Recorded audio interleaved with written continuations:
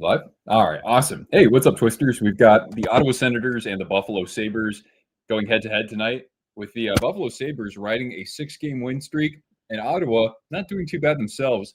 They're on a 4-game winning streak, right there in the thick of things in the wild card race, and the Sabres have actually made their way back into that conversation. So it's going to be interesting to see which team can keep its winning streak going, and to see, especially in Buffalo's case given the fact that they've changed general managers, if they can actually build even more momentum off of this. So welcome, Merry Twistmas to all of you, season's greetings, and hopefully we have ourselves a fantastic evening. And there's no such thing as a fantastic evening on this channel without my co-host, Cortana. Cortana, you want to come say hi?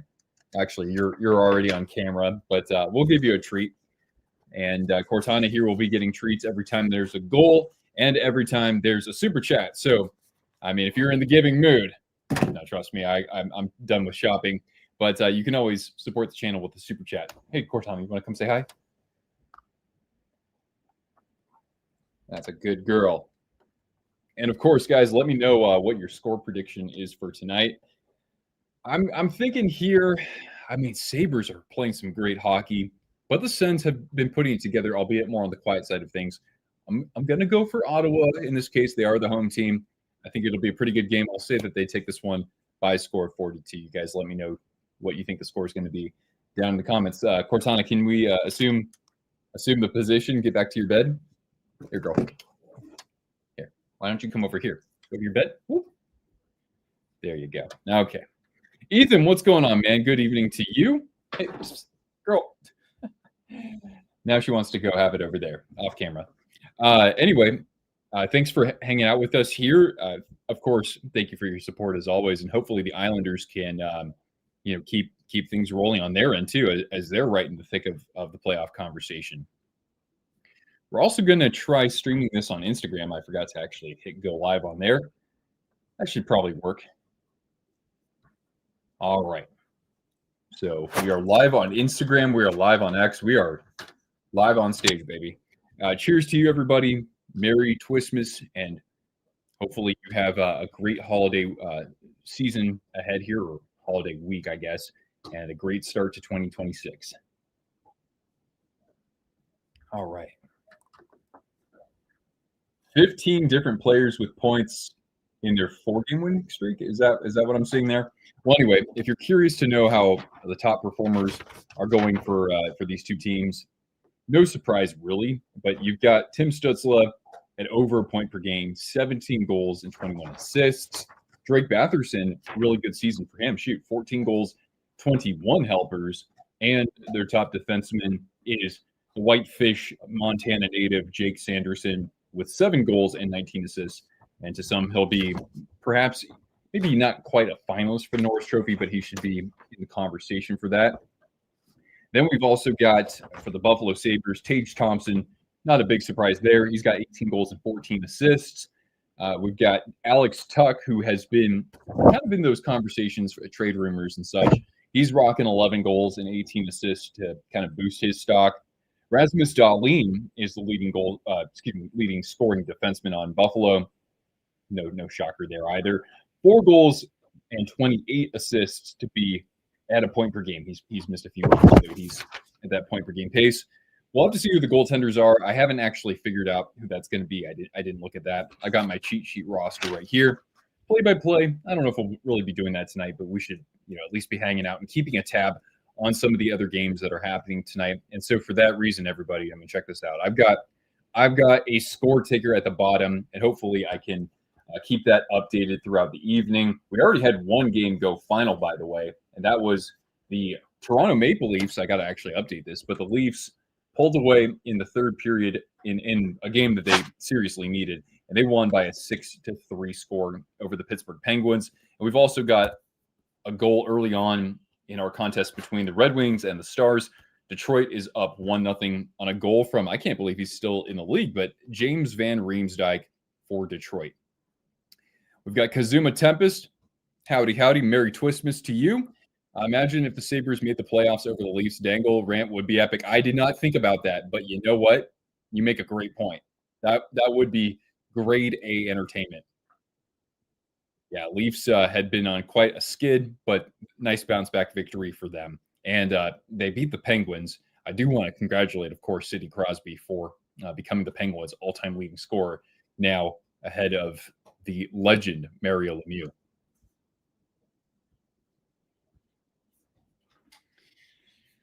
So right now they're doing anthems.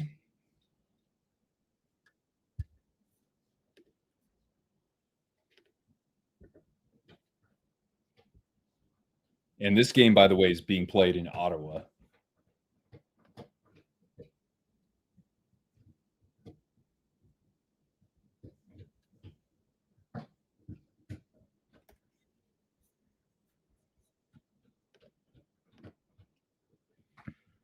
Okay, yeah, I was confirming your profile picture there, Kazuma, because the Panthers. Oh boy, that was a hell of a comeback they had against the Hurricanes. I mean, I liking the Hurricanes even more, was upset at the result there, but that was a hell of a comeback, battling back from 3-0 and doing most of that pretty late in the game too. Hopefully, Cats can win tonight. I don't think Jaws can take another loss. I mean, they've been rolling decently recently, haven't they? I think they lost their last game, but I mean, I'd say it probably looks a little bit better than it did, about 3 weeks ago. We got Christian in the building. Hello, how are we doing today? Hey, I'm great, man. I mean, Christmas is right here. I'm really looking forward to doing some gift giving. Nothing extravagant in this case, but I had a fun time shopping. It had been a while. We've got Lautaro jumping in here. Happy Tuesday and happy holidays from the hot south of the map. Yeah. How hot is it over there? I mean, let's see here. You're very south of the equator, so I don't know. I guess if you were at the tip of South America, it would be still like it would be probably very pleasant, but yeah, it's probably quite warm still where you are. That boggles my mind. Like I didn't think about that until a few months ago. It's like, oh yeah, there are millions and millions of people who enjoy Christmas, and it's hot as balls. Or actually, there are billions of people considering so many people are in like Southeast Asia, right? So it's not like a snowy holiday for all that many people in the world. Surprised at how well San Jose is doing. Do I think they can make a deep run? Well, right now, it looks like they could still legitimately get their way into the playoffs. I still think that Winnipeg, when we look at the playoff race, I think that the Jets should still find themselves at least in a wild card spot to finish out the season. So I think the Sharks might be like they might be the ninth best team in that conference when all is said and done. And some people have said that like Macklin has been getting a lot of puck luck. I don't think so. I look at last year; he had a lot working against him. He was getting very unlucky with all the chances he had generated. He's actually just capitalizing on that this year. So, um, and also I think that the goaltending has to be playing a little bit more like it did about a month ago. It hasn't been horrible recently, but it's fallen back down to earth a bit. So I think that would help keep them in it. But still, the product is a lot more surprising these days in a good way. Damn Penguins, they fell hard from the beginning of the season to now. I mean, it's crazy to see how many other teams are still competing for a spot this late in the year from the East, but I'm not too surprised. I think that some of that has to do with a bit of defensively, they just haven't been a sharp club, and uh, I do like Ben Kindle quite a bit. I think he's been a bright spot, and I think that that's kind of one thing that you have to take away from this season. It's not like you're just gonna, have absolutely no young talent at all. You'll have to play McGroarty more too. But I can't say that I'm baffled at the results of that, especially when they can't hold leads in the third period. That game against the Sharks, for example, or against Utah the next day. So yeah, just FYI, we're underway here with Sabres and Senators, and then if you guys see any score updates, let me know, and I'll be sure to update my score tracker here.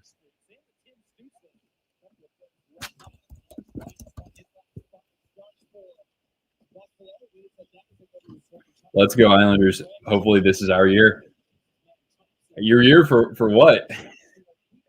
Sorokin's been pretty good though, right? I mean, hey, in the Metropolitan Division, you've got a shot, right? I mean, the team that I'm even more impressed with from that division this year is Philadelphia. Every time I watch them, they're a pain in the butt to compete against. So I got to give them a lot of credit there. Rick Tocchet and Trevor Zegras having a great year. Oh, big save! Now Olmark is in tonight for the Senators, and they're wearing their alternate uniforms, which are, I don't know, a little hit or miss, but not terrible. Miracles do happen, just not to us. 28 months, so 2 years and 4 months. Right on, man. I'm starting to think the Penguins lost that trade poor Skinner. Well, I know that Jari's on the IR right now, but did Skinner get injured? What happened there? Or are you just saying poor Skinner, like he just can't seem to have any luck out there? I mean, the Oilers would, even if it's not, it's just I've seen Skinner in those elimination games, and like at the end of like the 24 run, you can just tell they're not going to win a cup with him. It's not all his fault, but there's better talent to be had in goal.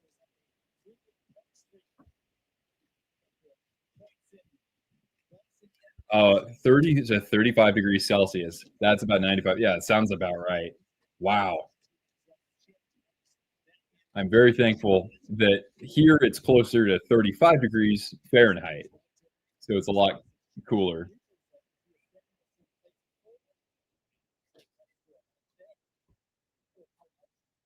Bad luck for Stuart Skinner.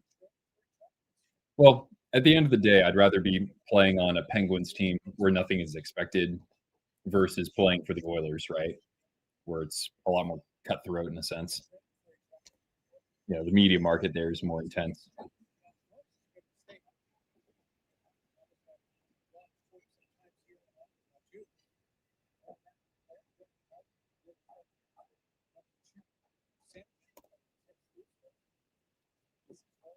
All right, just the first 2.5 gone by, FYI.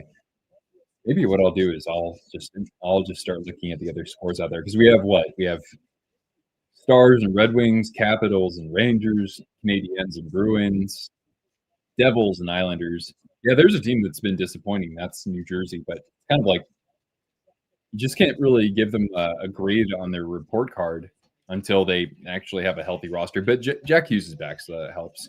And we've got Panthers and Hurricanes as well. So we've got 5 other games at the same time. And there are some good late ones as well. You got Mammoth and Avalanche could be decent. Battle of Alberta. Sharks going into Vegas. Hey, what's up, Ethan? Happy holidays. Merry Twistmas to you. At least he won't have death threats in Pittsburgh. Nah. In a year like this, I think every player there should be safe in that sense. So that's good. I mean, they should always be, but especially when nothing's really, the expectations aren't Stanley Cup. But yeah, I hope that you guys have some fun stuff lined up for even if it's not Thursday, for the next few days. That'd be awesome.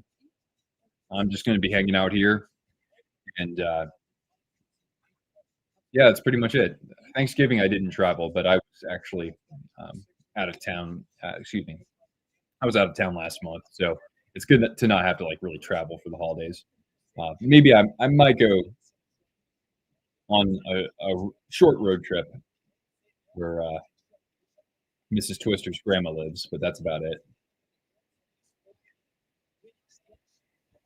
Yep, to all of you out there, thank you for, of course, tuning in during the holidays, and I hope that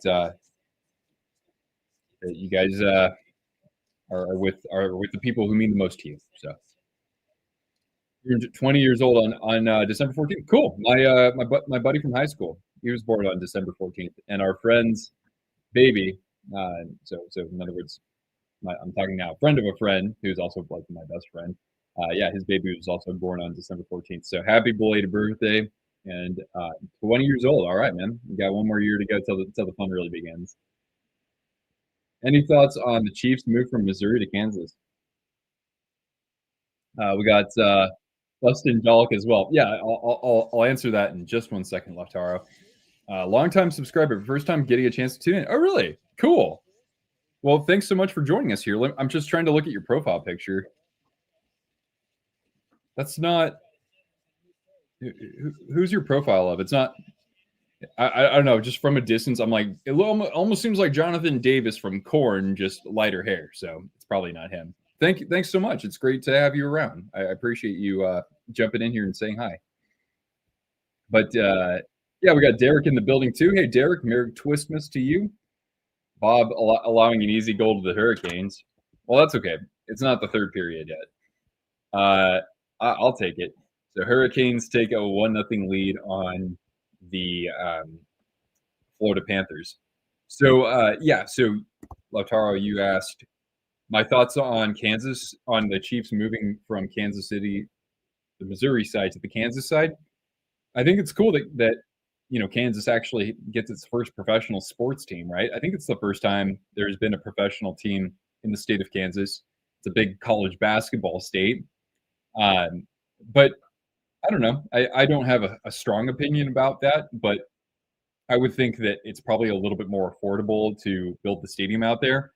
I just don't know what they're going to do in terms of like funding this with taxpayer money, because there are probably a bunch of people who live on the Kansas side who are thinking, wait, when was this decided? Like, why weren't we a part of that? So I guess that's kind of the biggest flag that I have to raise.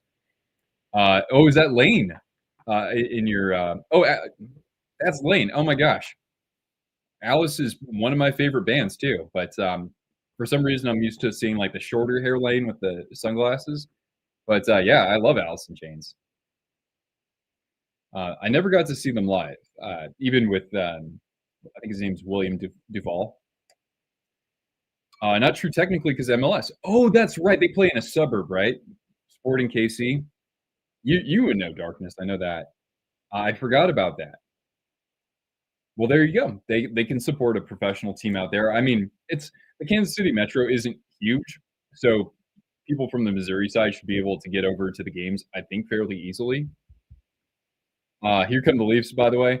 Yeah, Toronto. They got off the schneid with a good third period tonight, so good for them. I mean, man, if they miss the playoffs, I mean, that would be just catastrophic for them, wouldn't it? I wonder if the current Chiefs fans will still. Oh, sorry. If the current Chiefs fans will still support the team. Um, I would say that as long as the team can give the fans a roadmap for how they're going to turn things around, considering it's been their first down year in over a decade. So in terms of loyalty, I don't think there's any issue with that. They're going to draw tons of people to the new stadium. I think that they're going to be still riding the success of the last decade essentially for quite a while. So I don't think that's going to be a concern anytime soon. I mean, it's not like how like the Bears were thinking about moving to the West Chicago suburbs or moving to even to Indiana. They're starting to consider that. We're in a commercial break, by the way. Like, I actually worked for the Chicago Fire, who played in a suburb of the city, but all the other teams were in the city. So it was really difficult for us to actually consistently draw fans because so many of the people that we wanted to come to the games were in the city itself. And they said, well, I mean, I can just take a short train ride and I'm watching the Cubs or the White Sox or the Bears or Blackhawks or Bulls. And so we were competing with all those teams. And because we were in the suburbs, like I said, we on our worst nights, our stadium would only be about 60% full. By the way, Josh Norris is being honored by the Senators, and he's getting a standing O. I got my O jersey on here.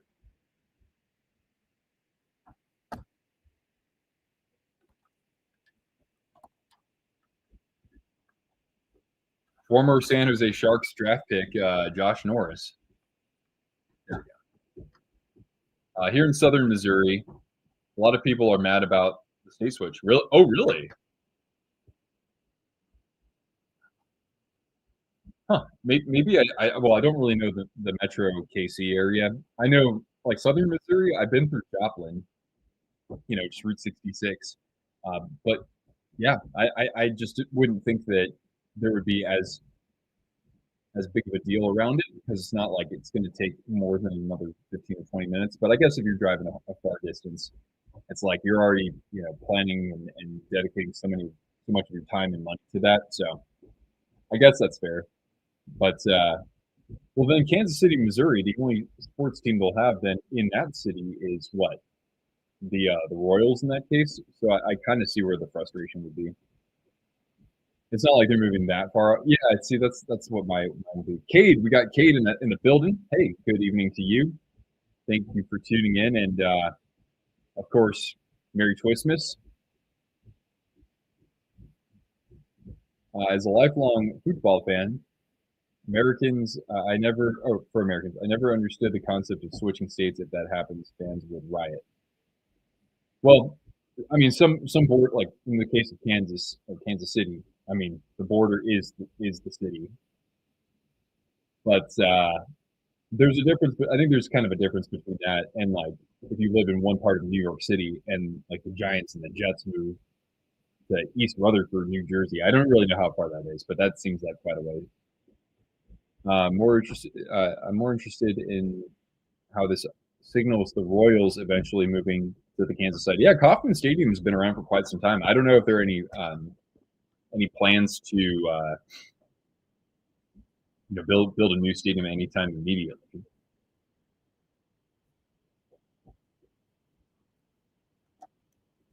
All right, still scoreless here.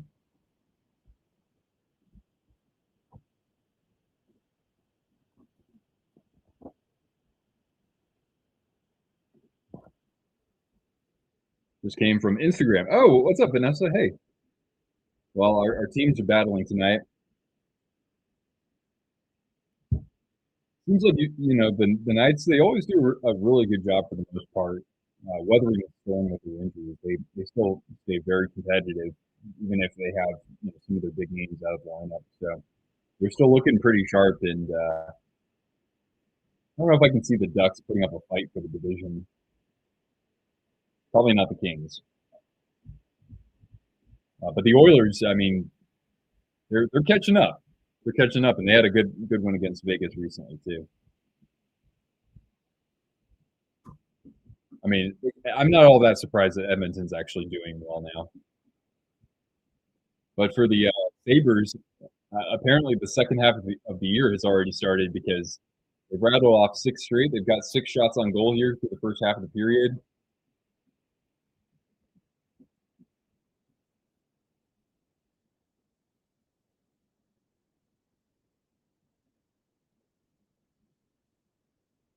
And I might need to turn my heater down. It's a little toasty in here.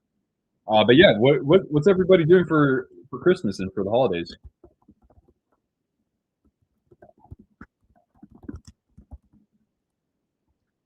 Uh, Cadet Dalton. Why did I say Cade? I'm sorry if I screwed that up earlier. I don't know how that would happen. Cadet Dalton. Yeah. Well, Duncan, I appreciate you joining here. For some reason, I thought it said Cade Dalton or Cade Duncan or something. That like I looked at your username wrong. Senior moment, really.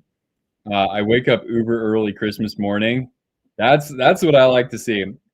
You know, when you were a kid, I don't know. Hey, some people they have different backgrounds. Totally understand, but I was very fortunate to be able to wake up Christmas morning, and my parents they pulled out all of the stops with fun surprises, and I hope to do that one day too if I have kids. But that's cool. But, I mean, waking up early Christmas morning, a lot of the time I still like doing that, even if I don't like rip into presents. I just like I don't know turning on a movie in the background or something, and you know starting the party nice and early too. Going to Jacksonville to see your family. All right, Duval, go Jags. I'm happy to see Jacksonville doing pretty well. I've never been there myself. I don't know anything about Jacksonville other than the Jaguars and Limp Bizkit, but awesome. Going to Tampa. Okay, so we're staying in Sunshine State here. And Epic Universe in Orlando. Nice. I like that. Klutz. Yeah, that's right. I mean, sometimes people have different usernames depending on what platform they're on, and I can't really follow it. But yeah, that I can remember. I'll give my best effort. Before sunrise early. Wow. Well, what do you do? Do you have like a ritual, a tradition? This is a great place to discuss this. I think. Uh, Bustin Jalk says staying home for Christmas, but heading up for two Blues games on the second and the third. Nice. So what's that like? About a 3.5 hour drive or something like that. Oh, wait, you got to drive. You got to drive diagonally. Okay, maybe that's a little bit more. Yeah, even the slightest change of crest or logo is a cause for riot. To give an example, I can understand because at least with I have very limited soccer knowledge, but a lot of these clubs are from 130 years ago, so you don't want to change the tradition too much, right? I find as I got older, I don't enjoy Christmas as much. I mean, it's a different experience when I mean, depends, I guess, on on age and who's around you and whatnot. But yeah, like when I was here, when I moved to Idaho during COVID, I had nobody to celebrate it with, so I was just like, all right, I'm just gonna drink beer and put on some music and clean the house or something. The fact that your adrenaline is so pumped that I kind of can't sleep for a long period of time, and I have to see if Santa comes. It's called Operation Kringle. I love that. That's fun, and that's great when you have whether that's other family members to share that with, or for people who have kids. I mean, I would love to channel that to you know to a couple of youngsters one day. That'd be pretty awesome. 3 to 4 hours, not counting fun stops. Which would also open a great conversation. What are the best snacks for road trips? I'm here until Christmas morning and going back home to unbox presents. Ah, gotcha. Yeah. Most soccer clubs are owned by fans. Really? Well, like not Major League Soccer, right? There isn't like a Green Bay Packers of Major League Soccer. But yeah, like soccer, it's crazy because you have like dedicated fan organizations. You have ultras and supporters, and yeah. I woke up at 4 in the morning last year. I fell asleep at 6 and slept until 7. So you didn't see the sunrise.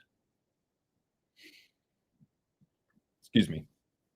Probably my favorite memory was when I was 11, and the day before, I found out that my parents were taking my sister and me to Disneyland because we lived like a 6-hour drive away, and so I probably could not sleep that night at all.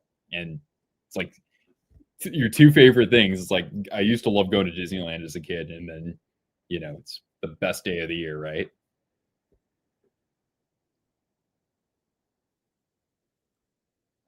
Christmas is going to be quiet. Luckily, it was just raining, which might bring the temperature down. Nice.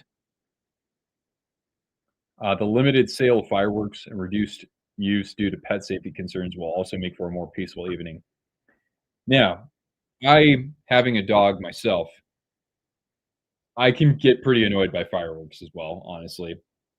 I mean, if there's a couple days out of the year where everybody does it, okay. But I live like I've got elk in my backyard and deer in my backyard, and we have moose roaming around town sometimes, and we have all kinds of animals. And it's like, dude, imagine if you were born a deer. Would you want to hear that? Probably not. But if it's a couple days out of the year and everybody's doing it, that's fine. Other than that, I don't want to hear it. Speaking of dogs, how was Cortana? You know what? She's really good. Let's. Boom. There she is. There she is. Yeah. So Cortana, she turns 12 years old next month, and yeah, she's been doing really well. I mean, she'll still play plenty, and she likes to harass me and Mrs. Twister for for snacks. So yeah, she's doing great. Even some of the gray on her muzzle it's not getting any grayer. She almost kind of stopped aging. She's done really well. Thank you for asking. With Real Madrid and I gotta say it pretentiously, Barcelona, fans elect the president. So any change that the president wants to do must go through the fans. Really? That's interesting. Even for like players that are going to be traded and signed, like free agents. Fuss Angelic says, just got a new kitten, so I'm very grateful to not have to deal with the fireworks. Right on. Speaking of cats, let's see if we can get Inari to come hang out with us. We got Mrs. Kitty. Mrs. Kitty. I don't know. Maybe she'll show up. We've got 6 minutes left in the period, by the way, and still scoreless. Your friend's cat hates fireworks. Every New Year hides in the bathroom. Yeah, I dealt with that with Cortana for a long time. She's actually gotten kind of used to it, but it took a long time. Yeah, a lot of times I just get Cortana stoned, and so she calms down. Happy early birthday, Cortana! You hear that? You got a birthday coming up. She found the fountain of youth a little bit. Do I have a cat? Yeah. So Mrs. Twister has 3 of them. And it took a while until 2 of them liked me, but yeah, they've got their own personalities, they've got their quirks, but nothing replaces Cortana. Same with your dog, Rusty. Yeah, I think a lot of dogs out there, especially if they're like shelter dogs, it's like, come on, you don't want them to have to deal with all that. Christmas concerts and fireworks in the streets were common. It's decreased a lot, and yeah. I mean, I still think people should, enjoy themselves on a day like that. Mrs. Twister, yeah, it's my fiance, but I just refer to her as Mrs. Twister. Oh, and the Sabres score. Bowen Byram wants to get traded. No. That's just a name I always hear about in trade conversations. So yeah, Bowen Byram's on the board. And actually, on the subject of on the board, Rangers and Capitals. So the Rangers have a goal. Here, I'm going to do a little score update.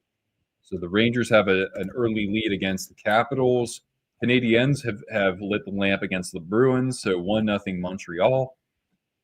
And we've got that's all we have at the moment. Let's take a look. Not the signing. Oh, okay. So fans don't actually have a say on signings, but changes of stadium logos, anything that can impact the club financially. Oh, even like sponsors. Don't mess this up. Thank you, Vanessa. Much appreciated. She's fantastic. I always tell her, I'm like, are you sure? Are you sure that you want to sign up for this with a hockey and football crazed lunatic like myself? Is that what you want to do for the rest of your life? It hasn't scared her away yet. Did I hear about the Bears? I know the Bears are looking at moving to Indiana now, which is kind of crazy. Not to mention they just had a heck of a victory. That's for sure. Is she a sports fan? I have converted her into a sports fan. Mostly, she wants to watch and follow it if it's with me. But yeah, she watches Vikings football with me, and she'll watch the Sharks with me when she comes home from work. So she's great. But yeah, nobody in her family follows sports really. Not that they're doing so good that they may knock off the Packers. Yeah, I saw the score was like 16-6, and I said, okay, well, this game's over. Not so fast. Well, Green Bay's got an interesting finish to the season. I mean, they got to play my Vikings with Max Brosmer as our quarterback. But yeah, we have a chance to kind of spoil, especially for the Lions. We get to spoil their chances of making the playoffs. I don't know if we can win either game, but yeah, it's been tough with Green Bay with the injury bug. That's for sure. But yeah, Mrs. Twister that's my fiance. Jordan Love's out with a concussion. but he might clear protocol. Yeah, I haven't seen a whole lot of panic around him not being in the lineup for the next game, which is good. Wonder who makes the playoffs first, the Sabres or the Jets?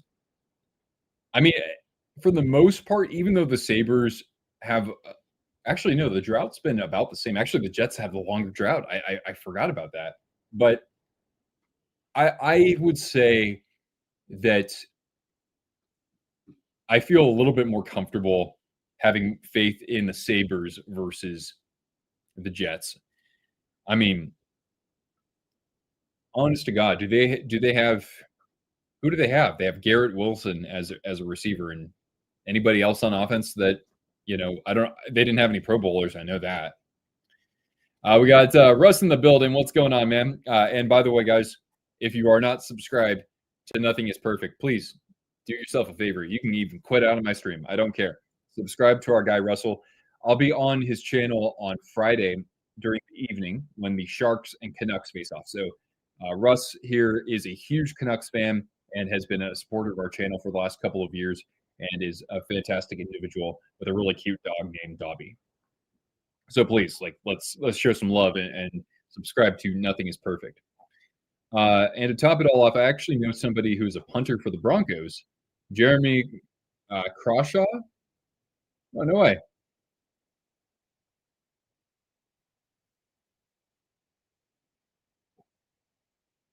Well, I hope that he got Pro Bowl consideration. Wonder what happens this first year the Bills win the Super Bowl or a Canadian team wins the Cup. Oh man, what do I have faith in more?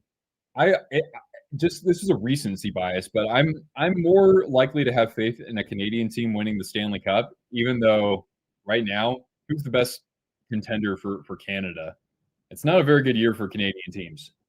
But I almost would rather put faith in a Canadian team winning the Stanley Cup this year because the Bills, they finally don't have to go through the Chiefs, and they're going to find some way to goof that up.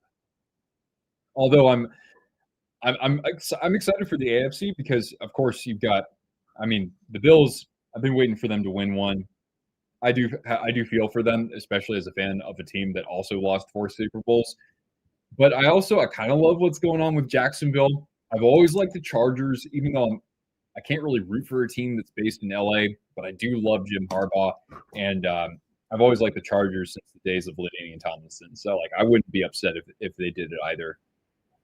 Or hell, even the Texans. Bo Nix is a Pro Bowler. Yeah, that's not surprising. I think all 4 Minnesota franchises are in similar situations. They have the potential for at least a very good playoff run. The Vikings have what it takes to be competitive, at least. Well, they're always competitive, but oh my, that's a Ridley Gregg goal. So we've got ourselves a tie game late in the first period here.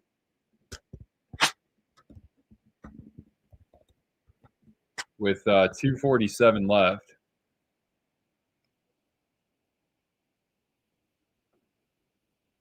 Imagine if the Oilers turn into the Bills, keep reaching the final only to choke. At least they get to the final. You got to credit them there, right?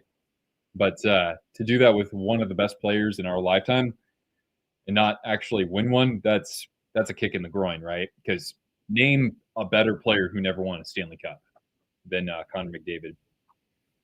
I'm a huge hockey history fan. I love that. So part of you really wants Toronto to not win another cup just out of appreciation for that 67 team. I don't really know too much about that 67 team, but they were, of course, probably the team of the 60s in that era, right? But I wouldn't wish that on Toronto fans. I mean, shoot, 67 years. That's a lifetime for too many people, unfortunately. Yeah, try waiting for 108 years for the curse of the Billy Goat. Yeah, that's if you tell me right now that neither my Vikings or my Sharks would ever win a championship. If you told me that, if you told me that's my future, I would just say, well, I'm going to live for the rest of Cortana's life, and then I'm going to spare Mrs. Twister agony and drama, and so I'm just going to peace out and move on to the next life, and maybe book a meeting with the sports gods.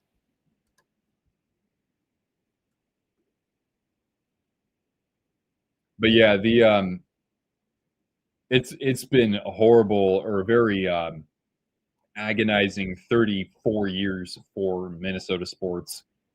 The Twins being the last team to win from the Twin Cities back in 1991, in what was to some maybe even the greatest World Series of all time. Certainly the best Game 7. But the Timberwolves and the Wild have never even made it to the championship round. I mean, the Wild haven't won a playoff series in over a decade. Not to mention, oh, I didn't know I needed a premium account to have a live broadcast on X. My bad. Well, okay. I got a new jersey yesterday. You mean a Devils jersey?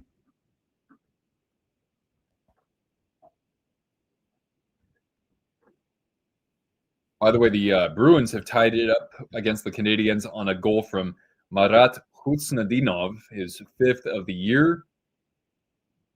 So that's our micro update here. So we've got Montreal and Boston tied at 1 apiece. I might have to take Cortana out at the intermission in just a little bit. I got a Stars jersey.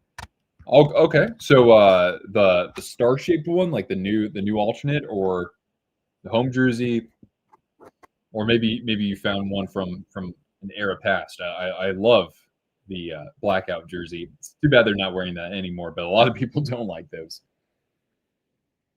67 Leafs were the over the hill gang. The average age of that team, or oh wow, really? That's something else. So who would have been on the 67 Leafs? Would that would have been like what, like Dave Keon? I don't think Daryl Sittler was on that team, right? Not yet, but they probably had a goaltender whose last name started with a B. It was probably Johnny Bauer. I don't know. That's my best guess. And then like Frank Mahovlich, I would think, but he wasn't that old when they won that. I don't think. Do I know about the curse of the Bambino? How long was it till Boston won the World Series? I think it was 86 years, if I'm just going off the top of my head.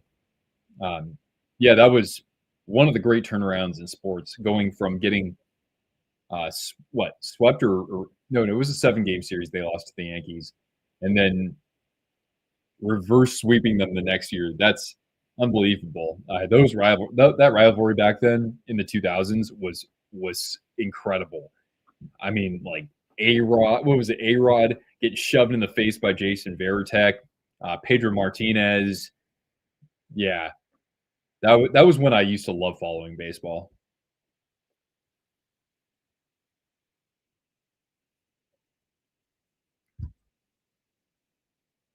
We've got depressed Kings fan here. What can they do to push ahead? I mean, I think that the Kings they got too excited when they were rebuilding. For them to go only 3 years without, 3 years in between making the playoffs. So from what was that, 2018 to 2021, I guess. I just think that while they got some good talent along the way, it just wasn't enough per se. And I think that you just need an elite player on that team. It doesn't necessarily have to be a forward or a defenseman, but you got to have a superstar. I think that would certainly help. I just feel that with the Kings, it's been 4 straight years of not too much of a difference, right? They haven't won the division; they've gotten in the playoffs, but then we see what happens. So I think I don't want to say that they need a rebuild, but it's just they've been kicking the can too much with very similar pieces. Let me know if you have any input on that. We reached the end of the first period, by the way, so the Senators able to tie things up late in the period. Oh, we got Cortana here. There she is. Wait, you were just in your bed. You were looking so cute. Dork.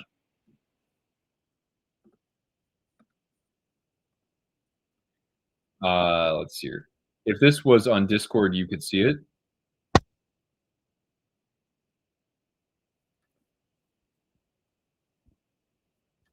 Let's see here. The neon green blackouts. Yeah, the neon green blackouts were dope. Why do they glaze McDavid so much without winning anything? I see many fans and media having them in their top 5 Mount Rushmore. No, he doesn't. He shouldn't be there just yet. I think winning a Stanley Cup would get him in that conversation by the end of his career. So I think that's too much of a stretch. But in terms of his talent, I think he's the most talented player I've seen in my lifetime, arguably. Does that mean he's the best player in my lifetime? I would say no, but he's still very much in that conversation. Just the way that his style of play has, I think, helped the NHL come out of what was sort of a low-scoring, less speed-driven era. Even as we got into like 2010, I mean, when McDavid came into the league, he was very influential on how the game changed. It's not just him, but I think about him and Nathan McKinnon and Cale Makar. I know those guys have championships, but McDavid to me will still be probably, even if he didn't win a Stanley Cup, he would easily be probably one of the best 20 players of all time. I wouldn't be so comfortable going past that.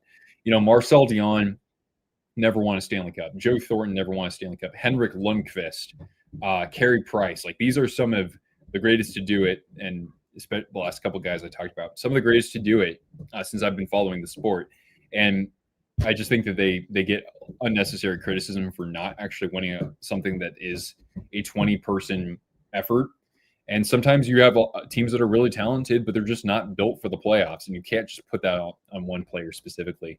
Not to mention, McDavid is the reason why the Oilers were one game away from winning the Stanley Cup back in 2024. Vanessa, have a great Christmas. Get some sleep, though, okay? Cortana Cam, that's awesome. Yeah, I mean, it's awesome when she stays there. She's actually here. I could actually do this. Let's see if this will get her. Dumb question, but what makes McDavid better than Crosby or Ovechkin? I mean, those are different players, so it's hard to be able to say, this person is better than that. With Crosby, first of all, his defensive game is among the best that we've seen. He's in that conversation of like a Patrice Bergeron or a Pavel Datsyuk, or not too far beyond that. Crosby's had success at every level. What he's done with like the Winter Olympics, right? And the World, I think, did he win a World Juniors? Yeah, I'm pretty sure he did. And he's done that as a captain himself. He's won 2 gold medals as captain of Team Canada. And he's won Hart trophies just like McDavid has, right? It's that his game is as complete as we've ever seen in our lifetime.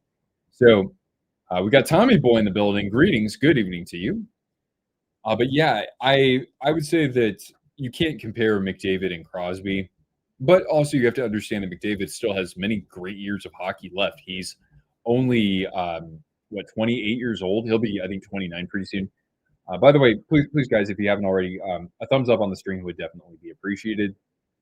But Ovechkin is a pure goal scorer, but he's the most dominant goal scorer that's ever played, unquestionably. His intimidation as just a goal scorer, as somebody who's going to shoot the puck, or as somebody who's going to hit the crap out of you. I mean, he is, I think, worthy of being in that conversation right now. I'd say, if we were to rank the 10 greatest players of all time, would I have Alex Ovechkin in there? Even if he's the greatest goal scorer of all time, I'd probably say no, but he still probably has to be not too far behind, because what's the objective in hockey? It's to score goals. And when you can just step on the ice, go to a position, fire a shot, and you're making it 25% of the time like that. And when you're the captain of your team and leading a team to the Stanley Cup as well, and your game goes to another level, like Ovechkin's did in 2018, he played at an exceptional level there. I think that, yeah, he absolutely does deserve credit as probably the best winger of our lifetime. I think that that's pretty fair to say. I think a lot of people also forget how amazing Ovechkin was to start his career because he was winning awards just like Crosby, just like Evgeny Malkin, and just like Connor McDavid at that stage in his career too. Longevity and consistency, most power play goals in NHL history, broke the tie with Gretzky last year. Yeah, I think that we should also consider people's. We should look at how good they were in their prime, and then we should also see what they were able to do as their game matured as they got older too. Somebody like Corey Perry, I don't think that he should be a snub for the Hall of Fame because I'm not saying he should get in, but the guy won a Hart Trophy. I don't care about the Stanley Cup as much because he wasn't as much of a factor, but those Ducks were competitive for the longest time, in part because of him. He won the Hart Trophy, and then later on in his career, he actually found a way to kind of reinvent his game so that he was more of a sort of like net front presence. He wasn't getting as much ice time, but he was able to, I think, disrupt a lot of plays out there, and he's been super effective in that role, and I think that needs to be celebrated as well.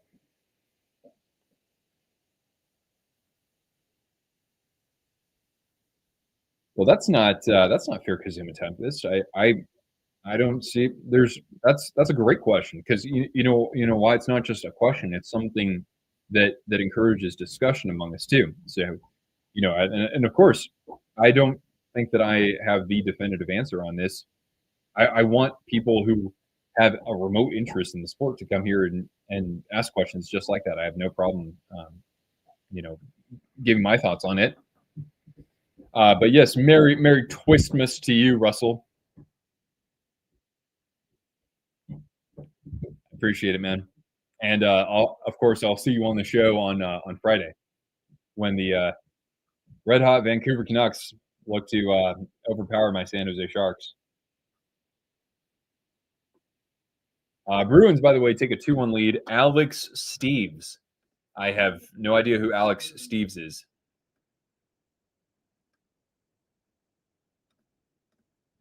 Oh no! I accidentally deleted my banner that had all the scores. I am so sorry. Recreating that's going to be a pain in the butt. What's up, girl? Here, I'm just going to see if Cortana needs to go outside. Do you need to go outside, girl? What's going on? Come here.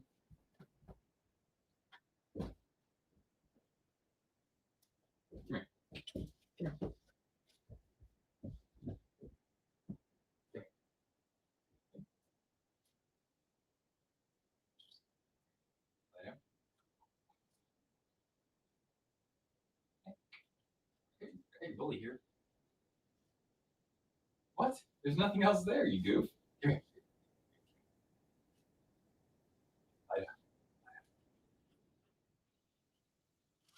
Do I get a kiss? Don't knock over the camera. Watch out, girl. Cortana.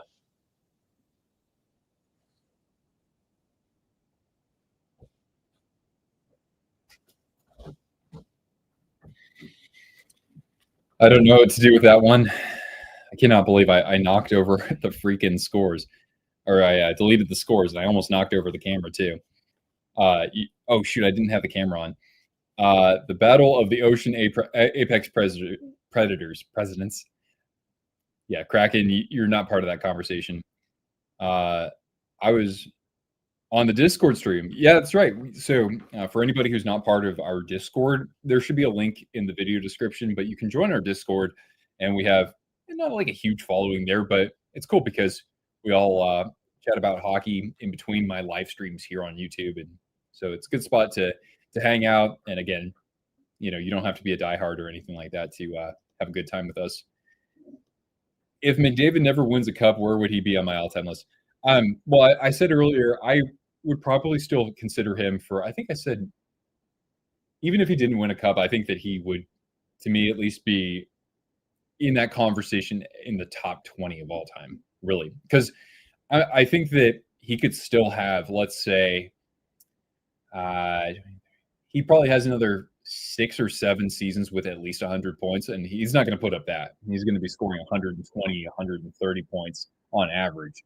And the Oilers are still going to get into the playoffs because of what he can do. So, I mean, nobody's done that since like the mid 1990s, right?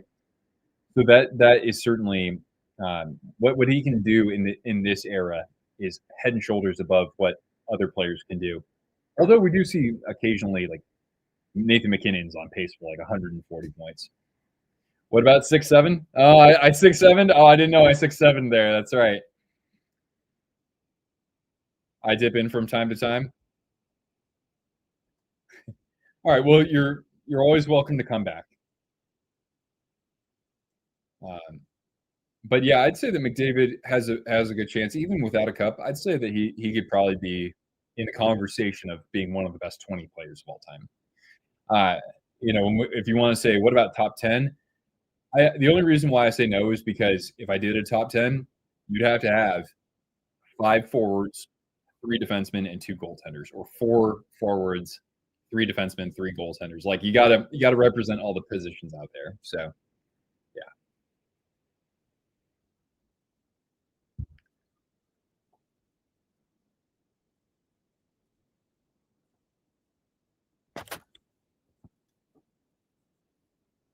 You'd go to California if your mom gets her cash.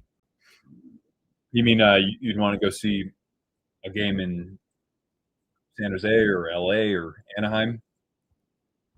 Hell, you could even take a trip there and have a rental car and go to Vegas really quickly too. I mean, if you're in Southern California.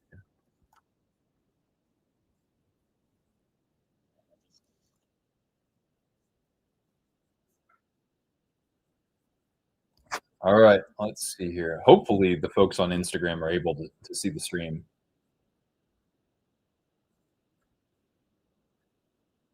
All right, LA, if you get the chance, hang out on the beach there. McDavid, top 20 without a cup, top 5 with one. I mean, I would say maybe top 10. It's hard because if I rank the top 10 players of all time, I've done this not officially on the channel, but I'd say okay, my top 5 or my top 10 players of all time would be, of course, Gretzky, Lemieux, because Lemieux was the only one who could hold a candle to Gretzky, and to some was even better. Bobby Orr is the most gifted defenseman of all time. Gordie Howe was the greatest play. Excuse me, Gordie Howe was the best player before the '67 expansion, and it wasn't close. Uh, so how people say they're Mount Rushmore, right? Would be Gretzky, Lemieux, Howe, and Orr. And I would actually say Sidney Crosby probably makes a case to go in there as well. So he could go ahead of one of those players probably. So that's 5 players right there, right? And then, okay, we haven't talked about any goaltenders. And I don't think that we have as much appreciation for some of the greatest to ever do it in the sense that we weren't around to see them play. So Jacques Plante is probably the first one I think of there. Ken Dryden is the other. And so if I had a top 10 and 2 of them are goaltenders, I could easily argue that Jacques Plante and Ken Dryden should be the 2. But that's excluding Waugh, Hasek, and Brodeur, who has all the records, right? And then if we add another defenseman or 2 to the list, I'd probably say that Nick Lidstrom deserves strong consideration. Doug Harvey, probably, who was way before our time, and I would think that Ray Bourque would be another one as well, or even Eddie Shore. I think Eddie Shore won like 3 Hart trophies as a defenseman. Love this guy, Battle of Quebec video. Hey, thanks so much. I love that. Making that video was so much fun. It's probably been one of my 5 favorite videos to make on my channel. So thanks so much. I just wish that we had a Battle of Quebec to watch today. But we will see the Avalanche wear their Nordiques throwbacks in Montreal, which should be a lot of fun to see. Start, bench, cut, Hasek, Brodeur. Oh, that's great. Yeah, Yager. I'd say Yager would be like more top 20. I think that sometimes he gets kind of overshadowed, kind of like Malkin's been by Crosby. But yeah, oh boy, start, bench, cut. I'd say this is so tough because how can you cut the guy with all the records who had the greatest longevity of any goaltender. I'd say that prime Hasek was probably the best of them, and that's my bias because Dominik Hasek's maybe my favorite player who never played for my favorite team. I'd probably say like start Hasek, bench Waugh, cut Brodeur, but with Waugh, if I have to win one game, if it's game 7 and I have that choice of goaltenders, I'm going with Patrick Waugh. I think you could probably say he's the most clutch goaltender of all time. I mean, late in his career, 2007, he's going up against Martin Brodeur in the Stanley Cup, and I can't remember if it was a shutout. I think it was like 3-0. Instagram disconnected the stream. They currently disconnect streams after 1 hour for most users. No, oh, it's awful.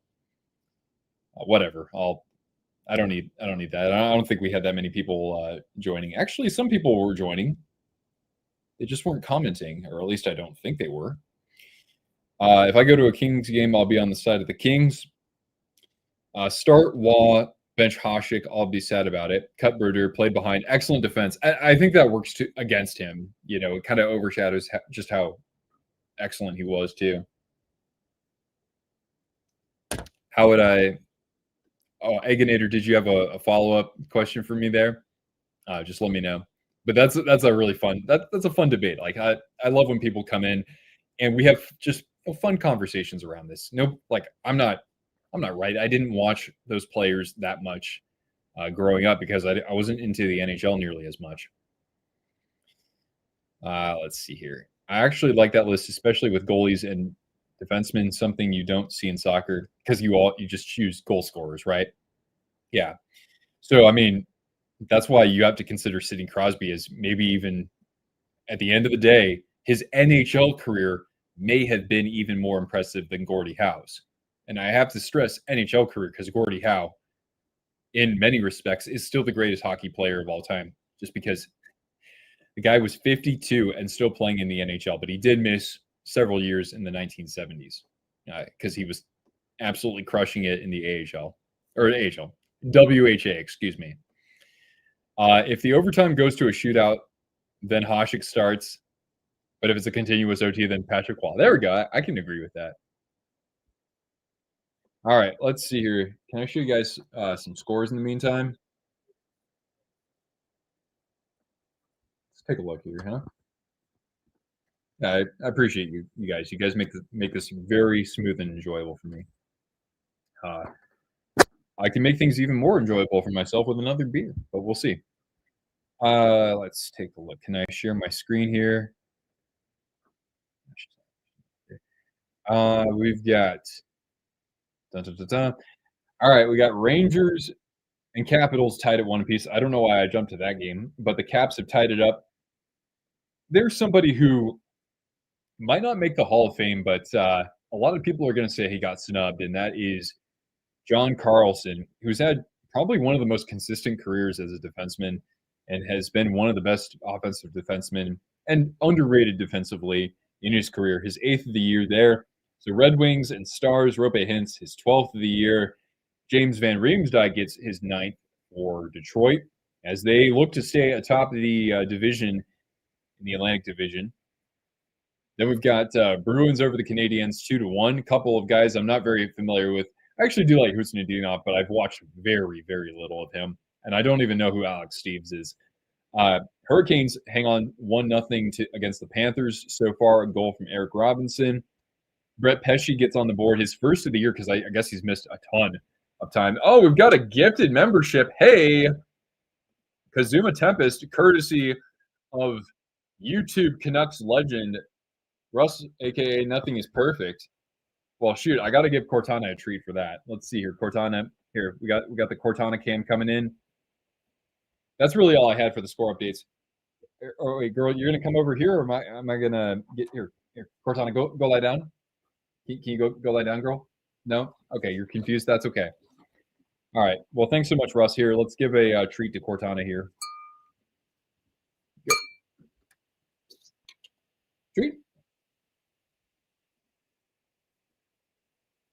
All right. Thank you, girl. And thank you, good sir. I always appreciate that. Your dog is like that as well. Cortana is also, she's a smart gal. I think she was thinking, where do I go? I'll just wait for my human to tell me. Maybe not Hall of Fame, but certainly Hall of Very Good for John Carlson. Yeah, I think that'd be. It's kind of unfortunate, but at the end of the day, at least he has a Stanley Cup championship to his name. And yeah, really just kind of one of the most consistent defensemen we've seen.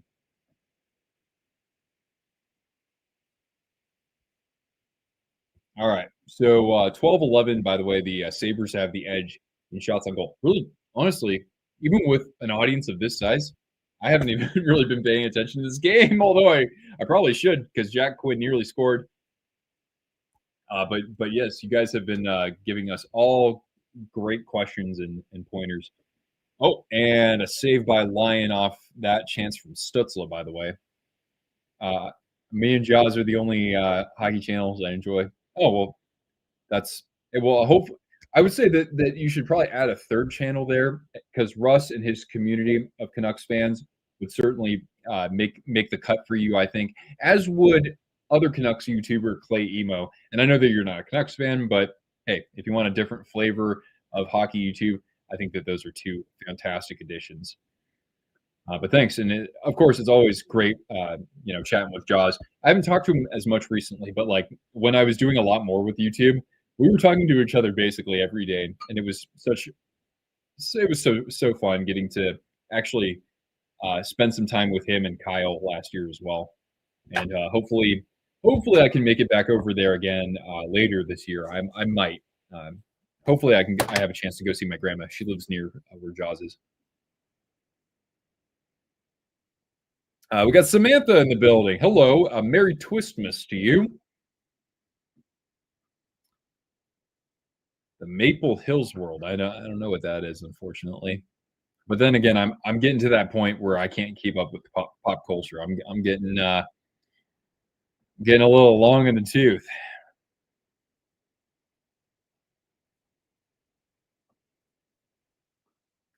Yeah, iceberg. Yeah, I can't say I know what that is. But yeah, the Hurricanes now have a 2-0 lead. Carolina better not get a 3-0 lead. You know what happens in that case. Uh, but yeah, that is a goal from Andrei Svechnikov. Oh, nice for Svechnikov to actually want to score a goal for a change. It's a cartoon hockey book. Oh, okay,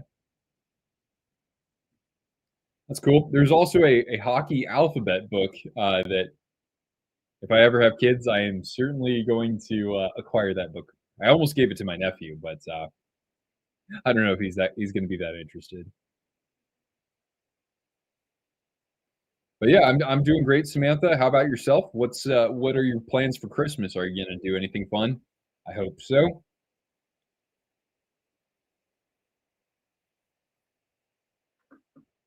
You got Sens on a parlay.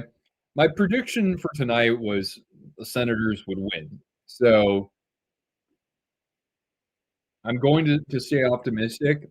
It's going to stay a close game. It's not going to be a blowout, but yeah, I'll stick with the with Ottawa for this game. I mean, I got the good juju rolling here. I got the old alternate from the 2010s. Got the Eric Carlson right here, by the way. Icebreaker is about a hockey player and a figure skater. I see. Okay.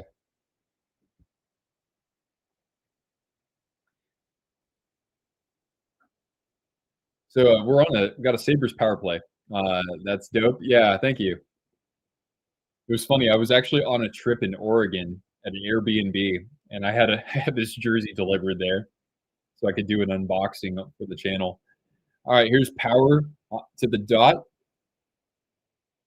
Quinn shoots, and off of Shabbat gets worked back to the point. And now to the other side where Ryan McLeod is, former Edmonton Oiler. So Buffalo holding the zone here. And power. A lot of puck movement around the perimeter. Now down to the goal line. At the dot, Quinn thought about the shot, draws a defender down low, shot and into the pads of Ullmark. Still alive, though. Senators trying to get the clear here. Stripped. Quinn getting around a defender and a blocker save from Ullmark. And now Power works it to the top of the circle. A shot and easily into the glove of Ullmark. No traffic there. You're going to go to your grandma's house. Awesome. That's great to hear. I'm sure that she'll love spending time with you for that.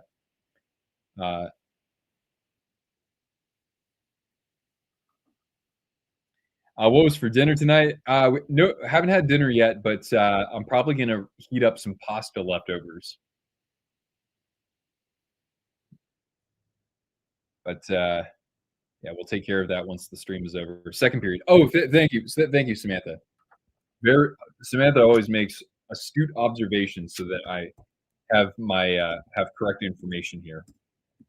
Thank you. All right. There we go. That looks a little bit better, doesn't it?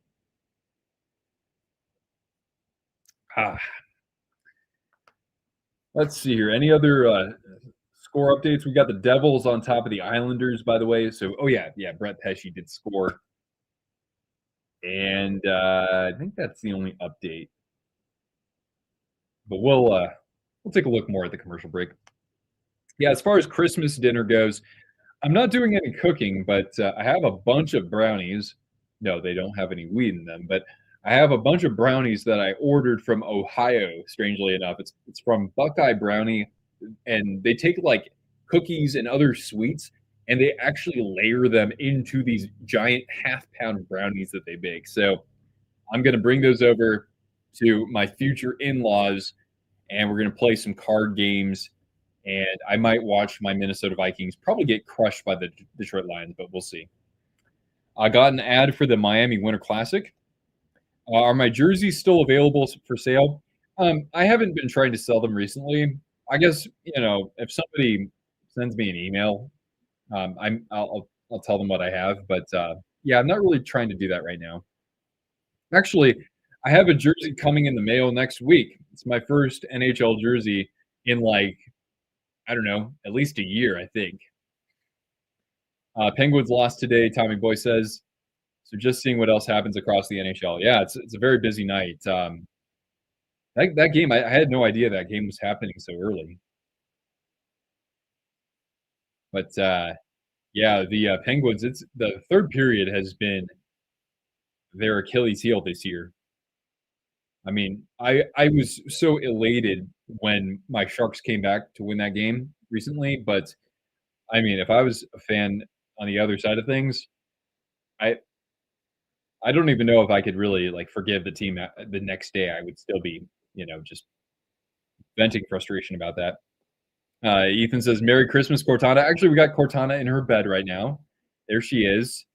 Everybody say hi to Cortana if you haven't already. On the prowl for wildfire in Jacksonville. Hopefully no fires. The Twisted Wrister jersey for sale. Yeah, so we are selling these. Here, I'll pull it down. So yeah, you can actually buy one of these if you click the link in the video description below. There should be a link down there. So these, I think, go for $70. None of that actually goes to me. So for people who are interested, I certainly encourage you to buy the jersey no matter what. But if you do have it in you to kick a few bucks back to me, I appreciate it because I did work with the vendor to get this in their online store, and I did order this as a proof too. So, but yeah, this is a fun jersey, and you can get it with whatever name or number that you want. We got $10 Canadian from Russ. He says, "Merry Twistmas. Talk to you soon." Here, we'll give Cortana a treat before you go, if you don't mind. All right, girl, ready? Nice catch, Cortana. I'll see you on Friday, Russ. Merry Twistmas to you. And we got a Buffalo goal. And it's somebody whose numbers I don't recognize. It is Noah Ostlund with the goal for Buffalo. And I hope the playoffs are hell of a ride. We've got Ethan dropping dropping a 2. Throwing down the deuce here. Cortana, here we go. 2 in a row. Ready? All right, here you go. And she's 2 for 2. Thanks so much, Ethan and Russ. There we go. Right on. So we'll update the banner, of course. But yeah, the Sabres have held the zone pretty consistently to start this period. Lots of hockey left, though. Over 13 minutes to go in the second period. We got Sports Geeks. What's going on? Hey, good to have you here, and a Merry Twistmas to you. And you gotta like the Flyers are still staying alive in that division. It's a huge logjam in the Eastern Conference, but you probably heard me talk about this on a previous stream. I'm still very impressed by how the Flyers are playing. So, I mean, Ethan, maybe earmuffs, but if there's somebody who hasn't made the playoffs recently in the Eastern Conference who's going to get in, the Sabres are on a tear right now, but I've got a little bit of a soft spot for the Flyers, believe it or not. Don't ask me about the Eagles, but the Flyers, I can show them some love. My grandma's originally from Philly, so there you go. And we hit a commercial break. I guess it's a good time to show you some other scores from around the NHL. Canadiens, for example, they just tied it up against the Bruins in a Atlantic Division showdown. So check this out. We've got 2-2 Montreal and Boston. Ivan Demidov, his 9th of the year, so he's basically on a pace to score about 20, 21 goals.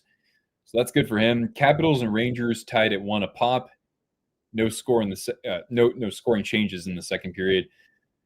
Almost the end of the period for the Red Wings and Stars. They're knotted at 1 apiece. We got the Devils 1-0 over the Flyers. Islanders. Sorry, I saw orange.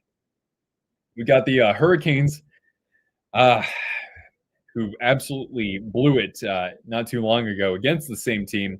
But the Hurricanes are up 2-0 there against Bobrovsky and company. And then, of course, look at that, guys. We got tons of games happening later this evening, and hopefully you get a chance to enjoy some of that if you're still awake for that. But, of course, I'll be watching the Sharks and the Golden Knights as San Jose looks to bounce back after a disappointing, not a terrible, but a disappointing performance against the Kraken. And what was before then, I thought, one of their better games of the year, despite losing in regulation against Dallas, who, by the way, I've been standing firm. My pick to win the Stanley Cup is still the Dallas Stars. I would love for the Avalanche to win another one, though, as a fan of Brent Burns. All right. Hurricanes really put themselves in a barrel going up 2-0. It's not 3-0, but I get what you mean.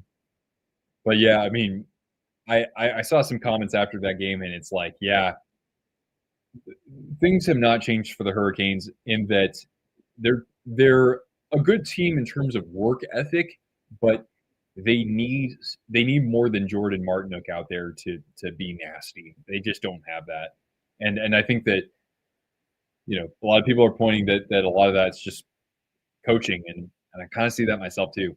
As much as I like Rod Brindamore, I no matter what, I don't think that even if they get to the conference final and lose again, I think his job should stay safe. I think that team plays so freaking well under him, but there's still one or two things that need to be adjusted for them. What did you miss? The Sabres just scored a goal, so now it's 2-1 Buffalo. Let's go, Buffalo! And the Sabres now have a shot advantage of 19-14. Yeah.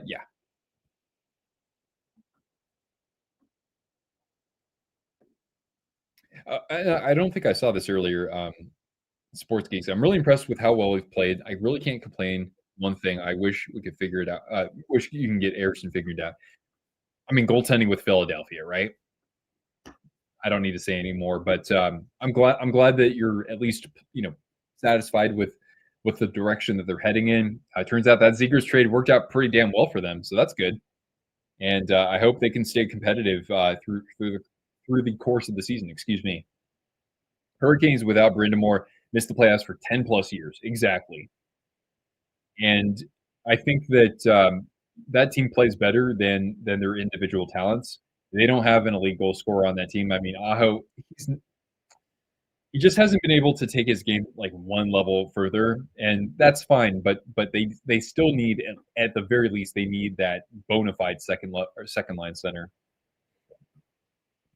But yeah, you can't say that they're chokers or anything like that. Carolina's been more successful in the playoffs than anybody else not named the Golden Knights, the Oilers, or the Hurricanes the last 5 years. Or excuse me, or the Panthers, I wanted to say. Golden Knights, Panthers, and yeah, like very few teams have been more successful than Carolina. And that's not exactly a free agent destination either.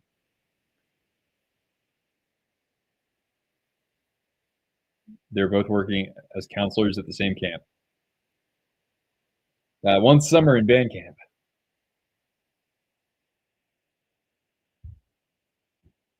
Yeah, and I know that there's that series right now. Oh, Ricky, I didn't see you early there. First time viewer, how are we doing tonight? Am I a Sabres fan?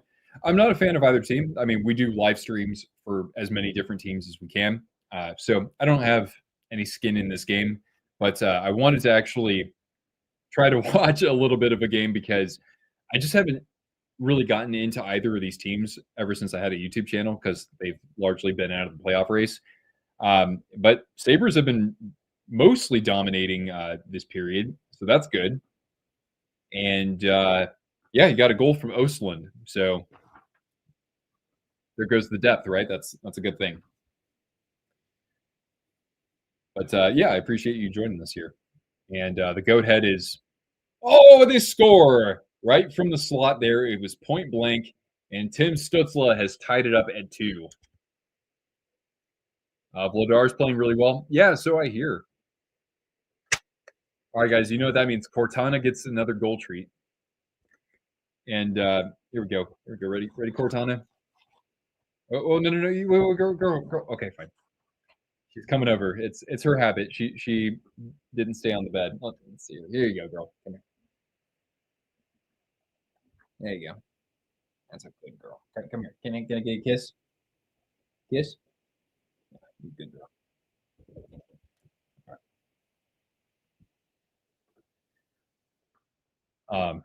Ersson either needs to go down to Lehigh Valley or get traded because you can't deal with him. Oh, damn. It's that bad already, huh? That is a bit of a disappointment. Did I update? Yeah, I updated the score. The Zegers trade, gotta love it. Yeah.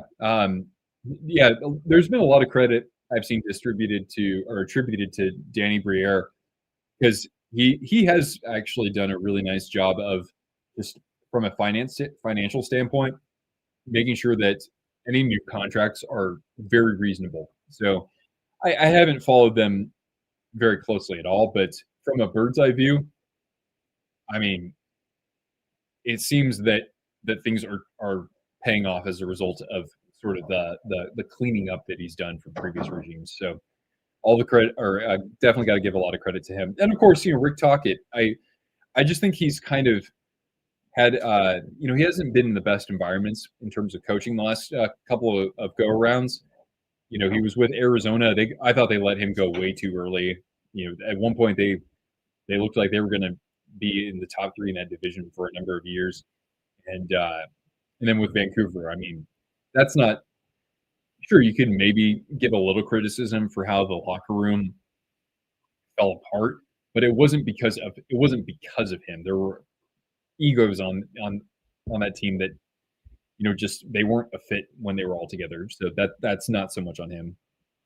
Seems like our best shot playoffs in a while. The East is so tight this year. Well, that's the challenging thing, right? But the good thing is that in that division, there isn't one dominant team. So it's about, hey, can you play above 500 against the rest of the teams in your division and then beat up on the Western Conference teams? Then your chances are going to be pretty good, going into the home stretch of the season. So, I mean, this is another team where I will believe it when I see it. But of course, I'd like to see some new teams in the playoffs from both conferences this year. But in the case of the East, when you have that many who are still very alive in the race. It's like, why not Buffalo? Why not? Like, I'm glad to see Detroit's going to probably get back into the playoffs. I really do hope so, because watching hockey in the 2000s and 2010s, I mean, it doesn't feel right if the Red Wings aren't in the playoffs. But yeah. Briere's done an excellent job with Philly. Drafting Michkov was an excellent move that paid off earlier than expected, and the Zegras trade has worked out. I don't know. Like, what's Michkov? What are his numbers? I mean, I saw him getting into an argument on the bench, which sometimes that's kind of taken out of context. He's got 20 points in 35 games, and that includes 9 goals. I don't know. That is it. That doesn't seem the most promising, but there's still very much untapped potential, I would say. Ersson is 5-4-4 with a 3.11 and a save percentage of 867. Oof. Dean, what's going on, man? Just got off work. Thought I would pop in. Thanks for doing so. And here's to a very competitive matchup tonight. And may the best team win, right? Maybe we'll actually get like our second win ever in Vegas in the regular season. But I appreciate that, man. And Merry Twistmas to you, of course. And man, 49ers and you and the 49ers have completely proven me entirely wrong this year. It's amazing that Kyle Shanahan has them in a playoff spot, and my Vikings, even though we have Max Brosmer, pray to the birthday boy, baby Jesus, that my Vikings get a win against Detroit. Hopefully we pull it off. I don't care so much about draft positioning.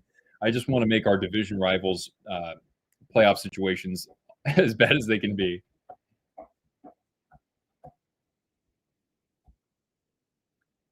He was close to a point per game as a rookie with Tortorella. The eye test shows he's a world-class talent. Sophomore slump this year. Kid will be fine. I mean, look at Bedard. He didn't have a sophomore slump. It's just that the goals weren't there, and now look at him. So I'm hoping that's the same thing. But you're watching them more closely than me, so I'll take your word for it. And sometimes guys just have bad puck luck. No Eichel, no Theodore. Vegas looks mid. Hopefully it'll be a good game. 49ers doing the improbable. Yeah, that's crazy. The NFC West, you could have 3 teams with 12 wins at the end of the year.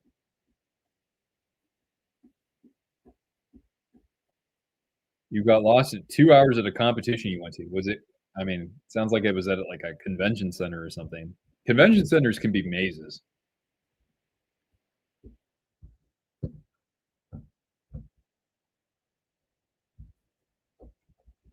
All right, how much time? We've got 8:27 left in the second period. Buffalo with a 19-15 shots advantage. I didn't know Eichel was out though. That is substantial. Stone 27 points in 18 games though, so he's still producing quite a bit since coming back from injury.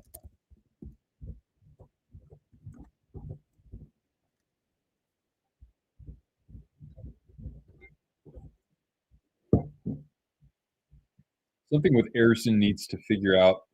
You're really sick of seeing him underperform. Really seems like when he's in net, you lose him with Vladar. We have a great chance. Do you guys have any decent goaltending prospects? I mean, I don't know who the last highly touted goaltending prospect was for the Flyers since Carter Hart, really. At a state park. Okay, well that says a lot right there. The Niners still have a shot at the 1 seed. Really? Unsung heroes go to Mac Jones. Any other quarterback, the Niners don't have 11 wins and in this position. Wow.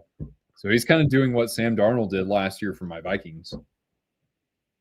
Granted, he was expected to be the starter, whereas Mac Jones was head relief Purdy. But Purdy threw, I think, 5 touchdowns in the last game?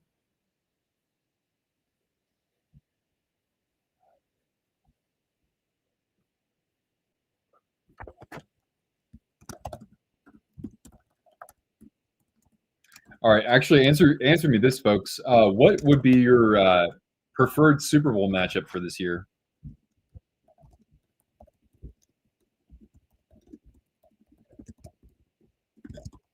In the big game, I should say. Yeah, what Super Bowl matchup does everybody want here?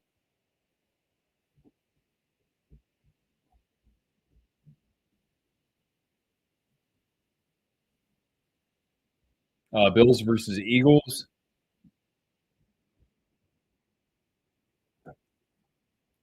What if Aaron Rodgers somehow went on a crazy run as like a 42-year-old? That would be that. Then if he actually won another Super Bowl at that point in his career, I mean that would be like he'd be even older than Peyton Manning when he won one with Denver. We got Eddie in the building. Yeah, Eddie. Long time no see. Merry Twistmas to you. And how are the? If I'm correct here, you're Eddie, right? Your team is the Devils, right? So they are 1-1 against the Islanders. Brett Pesce getting his first of the year, so it's good to have him in the lineup. Actually, how many games has he played now? Because he missed. Oh, he's been back for a while. Okay, got it. Panthers and Broncos. Yeah, Carolina. Yeah, Carolina's been roughly where I hoped they would be this year. I'd love to see two teams that never won play against each other. Bills and Lions. Yeah, that's fair. But yeah, Lions are in jeopardy of missing. Throwback to '95 when the Chargers and Niners played in the Super Bowl. Yeah, Jim Harbaugh going up against the Niners in that stadium where he was coach for a few years. That would be crazy. Markstrom gave up a freebie. Oh yeah, you have Allen as your backup. That's right. Alexei Kolosov, who in 2 games, he's actually played already, but he's been pretty unbeatable statistically, so that's good. All right, well, but then again, I don't know how young he is.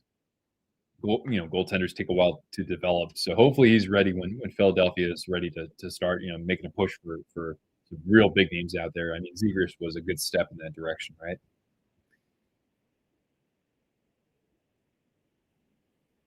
I don't know what my dream Super Bowl would be with the teams that we have right now. Other than the 49ers, I mean, who do I like in the NFC? I mean, I'd be okay with the Seahawks because I do like Sam Darnold. But I don't know. Maybe I wouldn't mind it. I wouldn't mind if the Bears made it. Honestly, even as a Vikings fan, I'm fine with the Bears. Bears versus like Texans. I don't know. Ben Johnson versus D'Amico Ryans' defense. Hart's going to be in net tonight. Oh, really?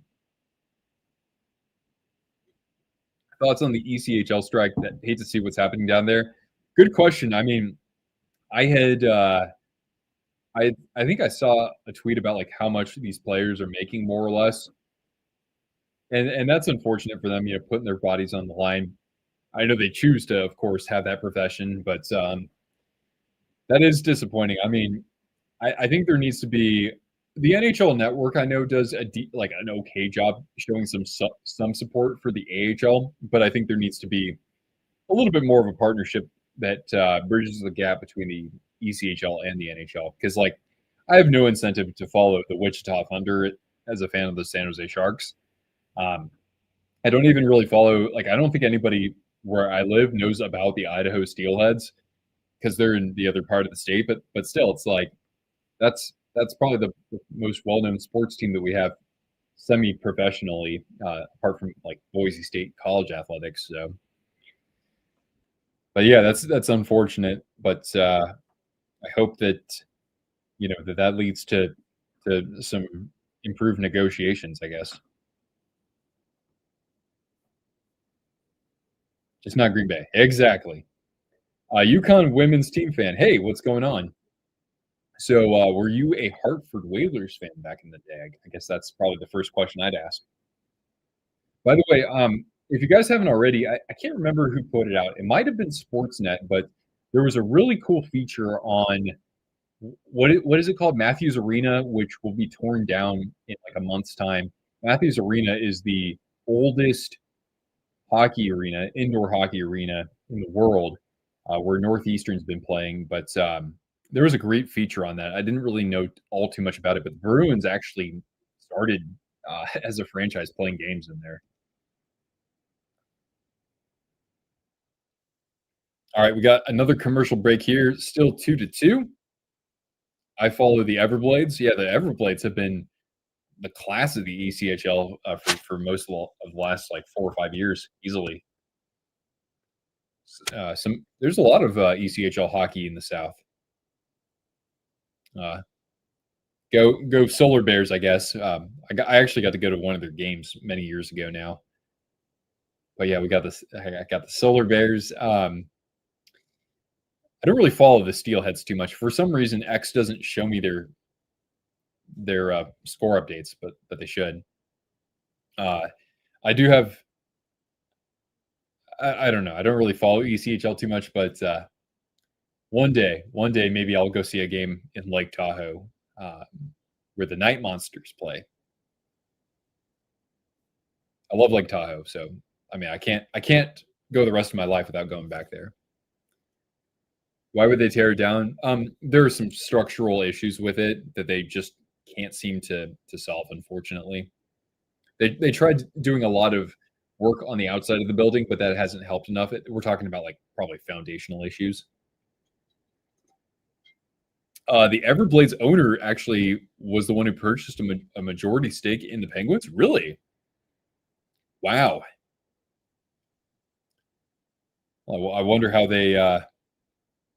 I guess that's something that should be studied, right? Like how have the Everblades been such a good program, and how does that translate to how they retain their ticket holders and drive merch sales and of course attract sponsors. That's probably the biggest piece of all of it, right?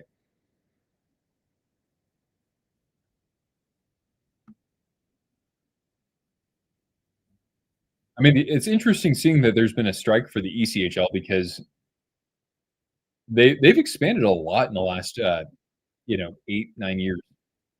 We got Trevor in the building. Hey, what's up, man? Merry Twistmas to you, and hopefully the Hurricanes can actually hang on to win a game against the Panthers.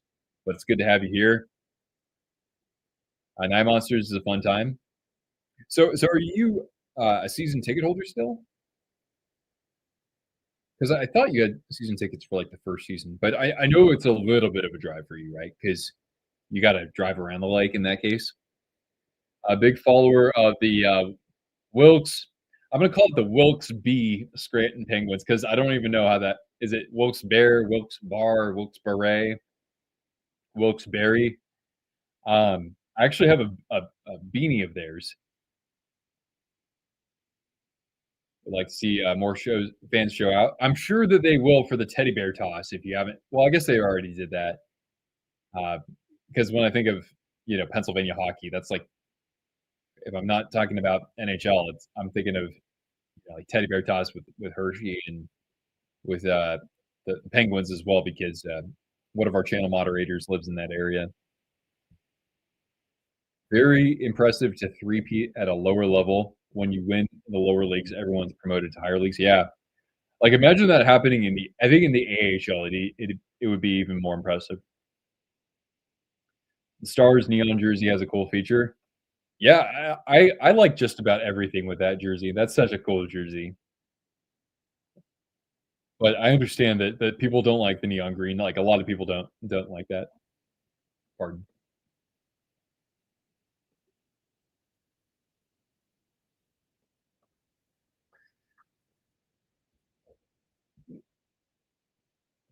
Okay, Capitals and Rangers right now is 3-2.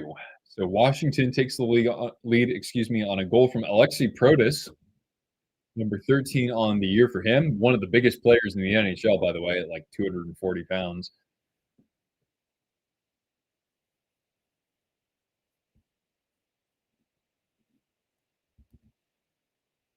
Oh, just got a post in this game from Ottawa. I didn't get season tickets. I'm about an hour and a half away. I didn't know it was that long, but I mean, I guess that makes sense if there's no like easy highway to connect them. It's Wilkes-Barre. Okay, Wilkes-Barre. It's a shame the Canes have been doing really well, but all anyone seems to talk about is the Panthers. Yeah, I mean, you can say this about some teams in sports where it's like, oh, it doesn't matter until they have to play X in the playoffs, right? It doesn't matter with the Oilers until they actually beat the Panthers in the final. But I mean, what they achieve is wonderful. And nice pass to set up. I don't know if that was Batherson, but that was stopped by Lyon to keep it a 2-2 game. It says come and take it on the intercaller. Yeah, that's super cool. But yeah, with Carolina, they've done a really good job this year, especially considering having Slavin out for most of the year, and now they're gonna have to do this without Jarvis. I'm scared at like how much time Jarvis might miss. Jarvis has kind of become my favorite player, not on my favorite team. He's an excellent player, but having that I don't say he's not an entirely pure goal scorer, like he can do other things, but having that goal scoring out of the lineup, that hurts a ton. It's nice that Ehlers, it took him a while, but it's nice that Ehlers has been picking it up just fine. The debate over the Barry is the biggest debate in that city. Oh, I would think nothing less. They're not even talking about Brandon Bussey. Yeah, Bussey's been incredible. I haven't gotten to watch them enough this year, but yeah, he's been really good. I think what they should do is, and it might not be popular, but I think they should probably if Kachek. Let me take a look at Kachekov's numbers first of all before I put my foot in my mouth essentially. We got Kochetkov, 899, 2.33 goals against average, right? It's Carolina. I don't know if you get to the trade deadline and Anderson hasn't picked it up, they should probably just move on from him. I don't even think he should be their starting goalie in the playoffs. I'd rather have somebody else. Is the live chat thing that's in the bottom corner? Yeah, this is my first time ever doing that. I just wanted to put that on there in case we had people like viewing from other platforms. I tried to do this on Instagram earlier and then it cut off after an hour, which is kind of unfortunate. But I just wanted to make sure that if people were tuning in from Instagram or even from X, which that didn't even work out either, that I could actually see their messages. I just wanted to give that a chance. But I can actually, you know what? There we go. Since we're just doing YouTube, I'm glad you brought that up. Now that it's just YouTube, I can probably just hide it now. Been going to a ton of new hockey arenas this year, trying to get to all the AHL arenas in the East outside of Charlotte and the teams north of the border.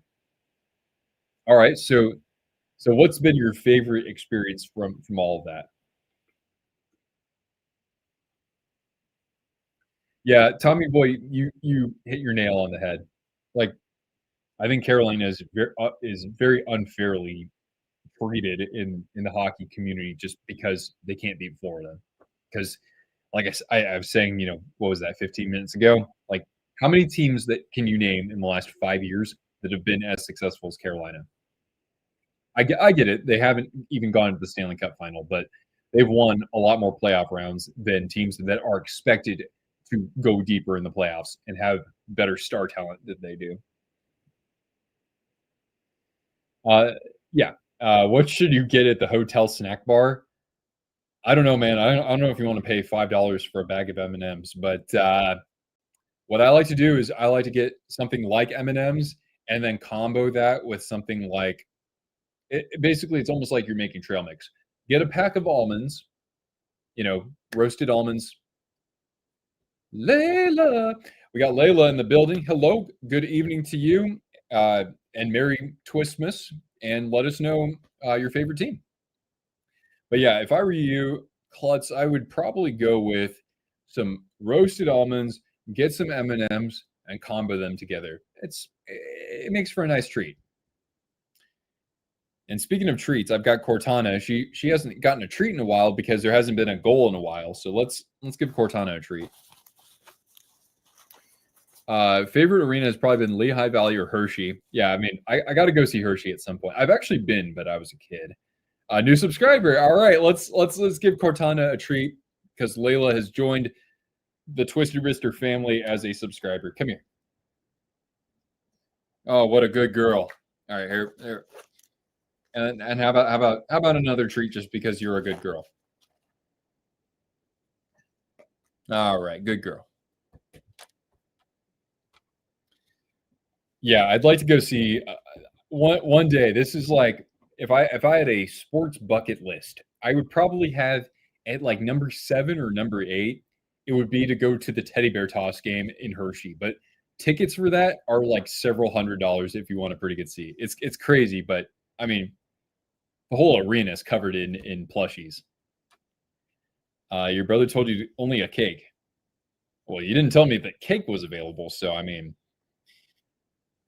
that's kind of hard to beat. I'm more of a pie guy myself, but a scratch near her eye. Oh, that's just a like a tear mark from like moisture from her eye.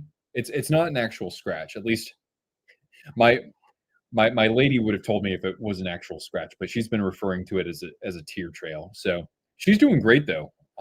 Even though she had her knee surgery in February and hasn't her knee hasn't been quite the same, like her leg or hip, something there is not optimal, but she'll still play fetch and she still has the energy, despite being 12 years old at the start of next month. So she's doing really well, I think. New hockey person. All right, cool. Well, we certainly welcome people who have even the slightest of interest in following this game. This is a great game. This is a great community of fans. And even though I'm not actually a Senators fan, I'm just wearing the jersey because they're playing tonight. But yeah, hey, hope you get into the sport even more, and hope we can, play a role in that. Oh, a Coke. Oh, why did I say cake? Wishful thinking. Cake and Coke. That doesn't sound so bad right now. Like give me a slice of coconut cake and a Coke. That would definitely hit the spot right about now. Did I see Puka Nakua saying concussions are not real? It's all in your head. Okay, that I did not know about. I knew about something else from like last week. I haven't followed the whole story, so I have no real opinion on it. And frankly, I don't really care too much. I don't really follow the NFL anywhere near as closely as I've followed the NHL. Um, so, but that's he should work for Gary Bettman, shouldn't he? So all he got out of it was a Coke. Glad to hear about Cortana. Thank you. Yeah. The best thing about hockey right now are the fights and Wes McCauley. Hey, yeah, Wes McCauley uh, is a performer. But yeah, the fights. You don't have nearly as many fights these days, but I'm always entertained by that. How about them Seahawks this year? When that offense is clicking, there's no team better in the league. Well, shoot, the defense is super good too. I did not know that team was going to have anywhere near as good of a defense as they've had. I mean, the Rams are the Rams. Like Sean McVay, he's a genius, right? But Seattle's defense this year has been really good. Um, and I'm not a Seahawks fan myself, but I mean, I would be happy to see Sam Darnold at least get a playoff win. Yeah, folks, I'm actually going to run to the restroom so I can go take, as Peter Griffin would say, a wicked yes. I will be back in just a moment. Okay.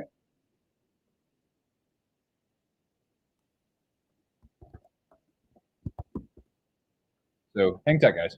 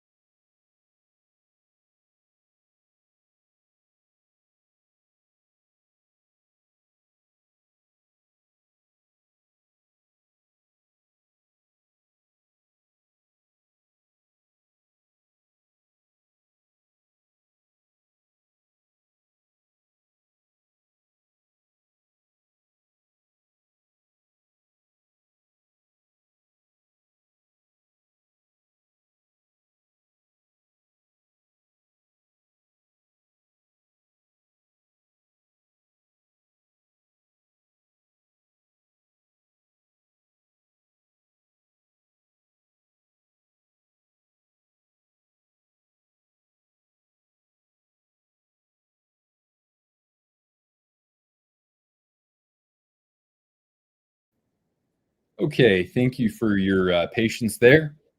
There have been a lot of liquids, so maybe a little bit longer than average of a delay there.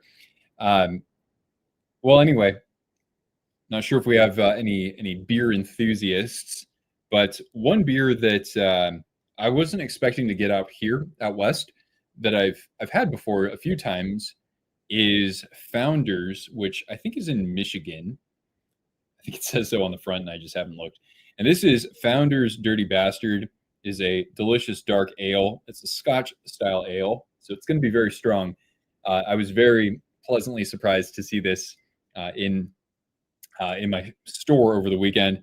It's 8.5%, and we'll see if it's as good as I remember it to be. So I'll pour this guy, let the head settle here, and enjoy a few sips. Born and raised in Canada, but if I were to get into hockey, I don't know if I'd be a fan of a Canadian team. Well, I mean, a Canadian team hasn't won a Stanley Cup since 1993. But I am a San Jose Sharks fan myself, being from that area originally. But of course, I can make the case as to why you should be a fan of just about any team. And sometimes it just takes scrolling around or clicking around the different games, and sometimes you see one player, you lock in on that player, and you think, wow, that player's really exciting. They're carrying their team this game, and then you just become a fan of that team. But if you have any questions about that, if there's anything I can do to help you figure out if you want to cheer for a certain team, and it's cool if you want to just cheer for a couple teams. We have a lot of people in our community who have multiple favorite teams. Devils are 10-2-0 with Brett Pesce in the lineup. Really? Holy God. People don't realize how valuable he is. It was a big deal when they signed him in the offseason. I remember that. And with Carolina, he was a very solid defenseman. I think that it was kind of like he got overshadowed at times by, like when Dougie Hamilton was there or Jacob Slavin later on. But yeah, he's been a very good defenseman in his career. You're in St. Louis right now. Well, welcome. Hello, Jake. Good to have you joining us here from. I was just trying to have a clever way of saying the Gateway City, and maybe you'll get in some taking some Blues games when you're there. I'm not sure, but Merry Twistmas to you, and go Sharks. Hopefully they can get a win against Vegas tonight, and hope your travels are safe and swift. All right. Yeah, we'll see how this Scotch ale goes here. You're in a layover. Oh, okay. Where are you headed off to? Favorite player of all time? Hey, that's a great question. Says E-Dog. All right. Well, as a Sharks fan, it's kind of a 1A, 1B. It's probably still Joe Thornton at the end of the day, but Yevgeny Nabokov would be right up there. I bet you in 5 years, it's probably going to be Macklin Celebrini. But my favorite player, not from my favorite team, would probably be Dominic Hasek would be probably number one. Huge TJ Oshie fan. He'd be up there. Ovechkin would probably be up there for me. Nathan McKinnon, when all is said and done, is going to be up there too. And yeah, doing that for every team would be a fun video too. Your brother's a Flyers fan, but you can't get into them. Not yet. Hey, I think they've been a very competitive team this year. I don't know about the brand of hockey they play, but I've seen them a couple times, and they're tough, tough to compete against. So I certainly admire the way they're playing versus previous years. Did I see the renovations of the X? Oh, the XL Center. Excuse me. I thought you meant. I was thinking of XL Energy Center. No, I have not seen that. Are those recent? Great choices. Yeah. Well, let me ask you, who is your all-time favorite player? The Panthers are killing you. Uh, they're like a real life cat play when they feel like it, or how about cuddle when they feel like it, unless you wrangle them into submission. Flyers are up and up, and again, Michkov is a world class talent, worth the price of admission. And sometimes, I think sometimes the best way to get to or to selecting your favorite team and becoming a a diehard fan, being there for the difficult years and just kind of appreciating it for what it is. And I know that's not for everybody, and that's fine. But I'm finding my that right now with my Sharks, they're having their first like encouraging season in 6 years. And I'm having the most fun I've had in a long time because I don't expect them to be all that good, and then they'll come out and surprise me. Or even if they lose, there are sometimes lots of things that I take away and I say, "Hey, this is great. Like we're ahead of schedule, we're competing, right?" So, different strokes for everybody out there, but yeah, you got to admire the job that Philadelphia has done because nobody had them finishing any further than probably sixth in their division this year. You're going to Florida. Okay, cool. We got a lot of people who are going to be in Florida over the holidays. And Merry Twistmas. Hot damn, that beer is delicious. I love that beer. Um, that's even better than I remember. That is sweet. Eric Carlson, no doubt, he got into hockey. Oh, well, did you see what I'm wearing here?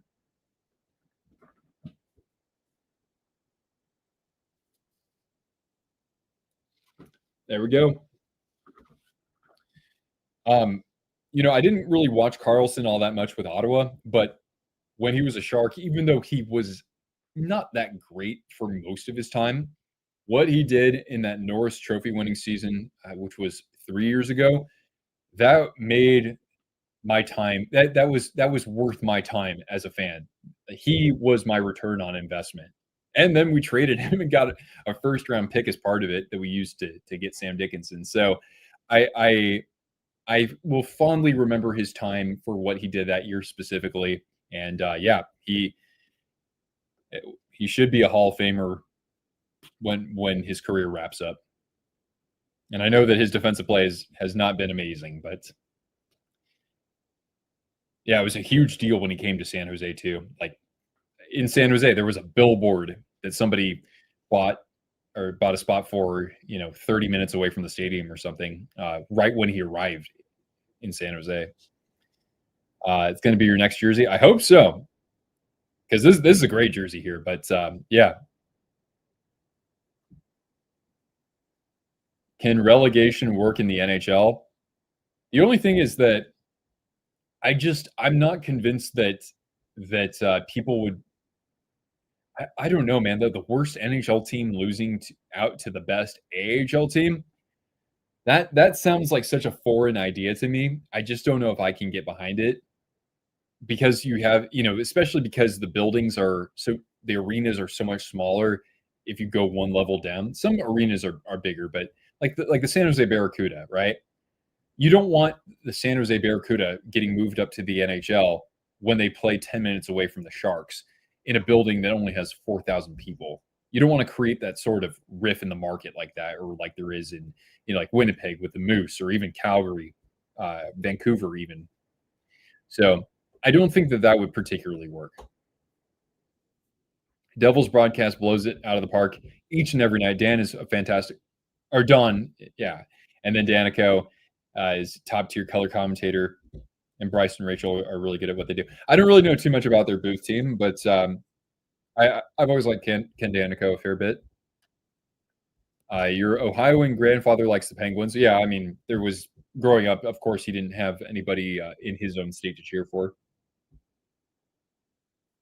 And Corey Schneider joins the broadcast sometimes too. Didn't know they had a whole billboard for this dude. Yeah, yeah. There was one that said "Welcome to San Jose, Eric" or something like that, and that was out like off of Highway 280 in like Hillsdale or something. Hillsborough, excuse me. Hillsdale is on 101. As a person born and raised in Canada, who now lives in the States, your family is a huge Tate McRae fan, and apparently she's dating Jack Hughes. Plus, you've watched them a lot. I think I might root for them. Plus, one of their rivals is the Flyers. So you and your brother are going to have a really fun time conversing around that. So that's actually a pretty fun choice. I'll give you that. Let's see here. Before that year, I thought he'd plateau and walk into the sunset and retire, but man, that year with Carlson in San Jose was special. Yeah, I mean, and I'm sure that somebody, whether that's Quinn Hughes or Cale Makar or even like Evan Bouchard. Like somebody's gonna, get through that barrier and break 100 points. But for Carlson to go from like being maybe like a 50 or 55 point guy on the Sharks with the injury troubles he had, and then he goes to 101 points was spectacular. And he won them. He won them so many games just by just being an absolute wizard. I still think that, in hindsight, it was still bad for the Sharks in that they couldn't win a cup with him. It's the reason why they lost Pavelski in free agency, right? But I like to. I'm somebody who often does look on the positive side, and it's like, hey, at the end of the day, he made one season really fun, and he got us Sam Dickinson, and we'll see how Dickinson pans out. But at least the way that things ended up was what I remember. All right, let's see here. We're at the start of the third period, by the way. Of course, the score being tied at 2. I know we've had a lot of chats come in, so I'll jump into those in just a moment here as I update banner so it shows that we're in the third period. Next jersey you want is Carolina or Chicago? Oh, dude, I want that Chicago black jersey. Do I like the idea of the draft lottery, or should they do the NFL format where the team with the worst record gets it automatically? I actually like the draft lottery. I like that occasionally a team can win it out of nowhere, kind of like the Islanders did this last year. Because at the end of the day, the teams that are the absolute worst, at the very least, they get a top 3 pick, right? Like the Sharks, last couple of years, even if they didn't get first overall, the worst that they could actually get is third. Like they actually have a rule in place for that. So I don't mind them having those little modifications, right? Or maybe if you finish with the 7th worst record, there could be a guarantee that the worst that you get in the lottery is 10, something like that. Guys, have I had a moose head? At some point, I think I have, but that would have been an eternity ago. Because like Moosehead, you might be able to get it on draft. Can you get it on draft in NHL arenas? I think you probably could in some, but I mean, I would usually just, I'd go for like Gordon Biersch in San Jose because that's brewed there. Like that's what I would go for when I went to games. But at some point, I think I've had like maybe one Moosehead. I've had a Labatt. I think I've had one, but that was probably in college. Looks like yeah. All right, Jake. Have a great Christmas. Safe travels. Maybe the Devils, but I'm still searching. When I get more info, you may choose a forever team. But for now, it's the Devils. There you go. Or who knows? You might want to say, hey, I like the Devils, but I'll also kind of like Calgary if you like Tate McRae. So there you go.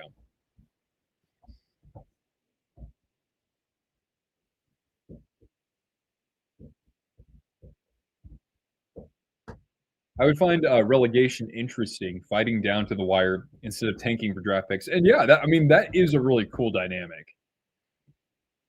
I just can't see it. Yeah, I can't see it happening. Like somebody said, the owners would never allow that. And you already have AHL teams that are playing in the same city or same area as the NHL team. So I get it.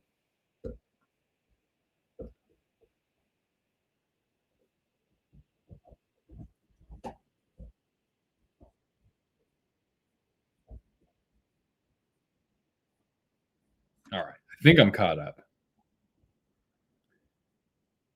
All right. What else is happening around the league? We've got Stars now have a lead over the Red Wings. So it was 1-0 for a long time there, or 1-1, I should say.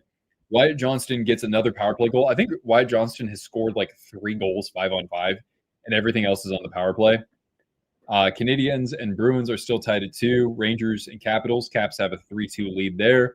Panthers have scored a goal. Nico Mikkola, just his first of the year. I don't know how many games Mikkola has missed. Excuse me. But that guy totally earned his contract in the offseason. So wait, Mikkola was a goal-scoring machine at one point in the playoffs last year, and that's just his first of the year. He only has 5 assists on the year. Whoa, what a night and day difference. But I thought he was really their unsung hero in the postseason last year. And then we've got tie games apart from that. Wild and Predators are also tied at 2 with the second period getting underway. And for anybody who's curious, Quinn Hughes has an assist in that game. How did the Panthers go from lovable underdogs to villains? Nick Cousins, Matthew Tkachuk. I can see, I can see some of the hate there, but really that's playoff hockey. That's how you get it done. The top three is loaded. Minnesota would lead any other division in the league. Insane levels of play from them. Yeah, but I can't take Minnesota seriously until they win a playoff round. If they win a playoff round, then perhaps we can say that they're a true contender. And I know I mentioned this a lot earlier in the stream, so you probably weren't around, but I got to see if Winnipeg, even though I don't see them as a true contender normally, I got to see if they actually make a push and can actually flirt with getting into the top three in that division. Love the Panthers in 23 since they memed the Bruins in historic fashion. Yeah. I actually watched highlights from that game a few days ago. I don't see Minnesota beating Colorado or Dallas. Yeah, Minnesota can never beat Colorado. I think they've won one playoff series against them. I don't know. Do I think the NHL will eventually follow the NBA's lead with an in-season tournament? Probably not, just because we had the success of the Four Nations tournament, and so I think they would probably want to capitalize on that, or they would want to have the World Cup of Hockey. I think we're going to have another World Cup of Hockey. So, considering we have a major tournament, whether it's World Cup of Hockey or we have World Juniors for a very small group of NHL players, but you also have the potential of the Four Nations, because that was a huge success, and we also have the Winter Olympics. I don't think they would do another in-season tournament with the NBA. When they do the in-season tournament, that's very opposite of the Summer Olympics, for example. Whereas you don't want to have that conflict with the Olympics every 4 years, or conflict with the Four Nations tournament. We're less than thrilled to see the Panthers keep winning. I want to know what happened to Florida. They don't look good. I mean, as of a week ago, it looked like they were figuring things out. Let's see. I would love the NHL to do an NBA or a soccer style tournament where the winner of each country faces off with each other to see who is the best in the world. Only problem with the NHL is that I don't know how many real contenders are there, internet. If we're talking about like Winter Olympics or country based tournaments, it's going to be Canada, and then you got the U.S. is in the mix, Sweden, Finland. Those are the Four Nations teams, and then you've got the Russians. Hopefully, they get allowed back into competition at some point. But yeah, it's I don't know. I wish that I just don't know if I would be all that excited if we allowed more teams into a big tournament like that when we already have something like the Winter Olympics. Maybe I'm not understanding that correctly, but I think that in terms of the flavor or the offerings of international competition with hockey, I think there's room for improvement. But I think there are a lot of tournaments that people enjoy following already, even if they are spaced out over the years.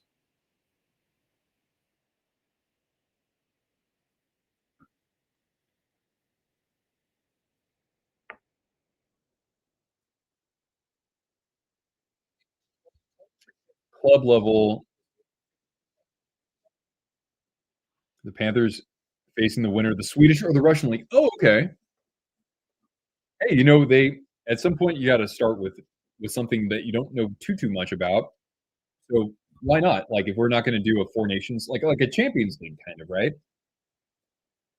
I don't know. I wouldn't be opposed to that, but I think that it would probably the first time it would have to be held in Canada or in the States to get some draw.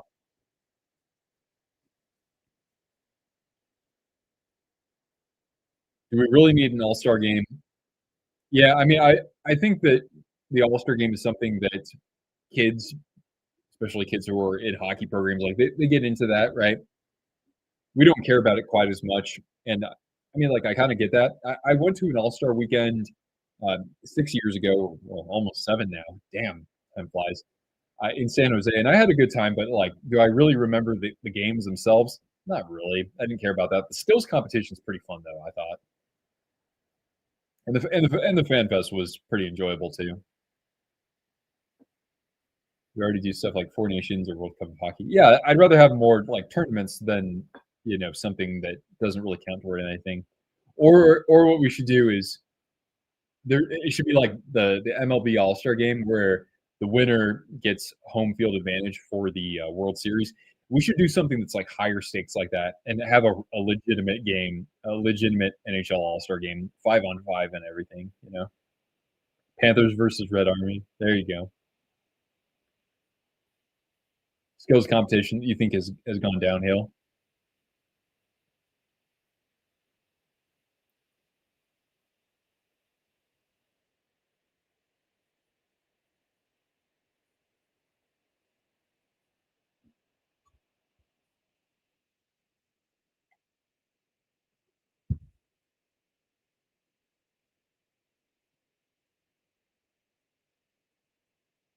All right, we got 13 minutes left here in regulation.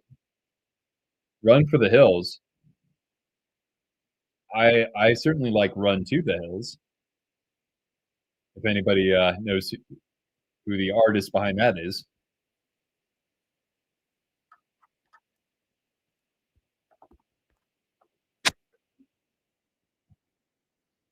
Connor Brown has been an underrated pickup. Yeah, he had an awesome year for the Oilers last year. So I hope he can pan out at that level. That would certainly be worth the contract.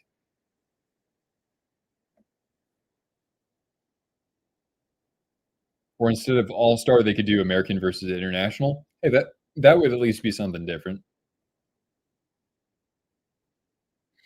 All right, we got a commercial break going on at the moment. Take a look at some other scores from around the league. The Panthers, look at that, everybody. Big surprise. The Panthers now have a 3-2 lead over the Hurricanes.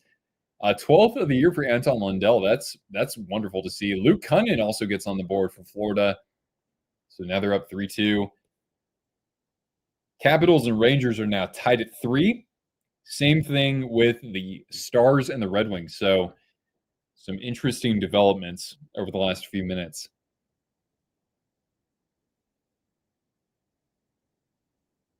Early Stanley Cup final pick. I'm going to hold. So my Stanley Cup final pick was actually Stars defeating the Devils. With New Jersey, I have to see really how they play with a healthier lineup, or at least one that has Jack Hughes in it down the stretch. So I would still stick with Dallas, even though Colorado is way ahead in the standings and way ahead of everybody else. I still think Dallas is the most complete team in hockey. From the East, it becomes more difficult. I mean, if they get in Florida right now, I would probably pick. I know it's not a very creative pick, but they know how to they know how to play playoff hockey. And do I trust the Hurricanes? Sure as hell don't. What if they have to play Florida at some point? Tampa Bay has they've had another strong regular season, but like again, to represent the Atlantic from that side of things, you got to go through the Panthers. I'm gonna assume that you have to, so I can't choose them. So basically, the question is, which team from the Metropolitan Division do I trust beating the Panthers? And right now, I probably don't trust anybody. Although New Jersey was the team that I did actually have going in my season predictions video.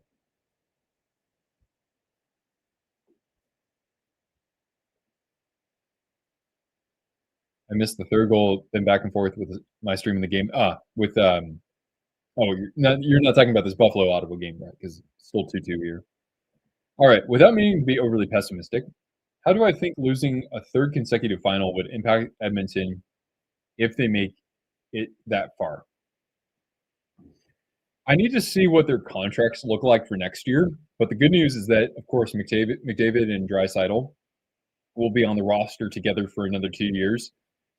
Um, I just don't know if Edmonton can free up enough salary cap space to sign somebody else who is going to make a big impact. The free agent class going into next year is not that good. Edmonton does have like one or two good prospects that could get more opportunity on the team next year, but I think that you need more help in terms of defense and goaltending. And again, I don't think that they have a good enough market in the offseason to where they can get that much impact that way.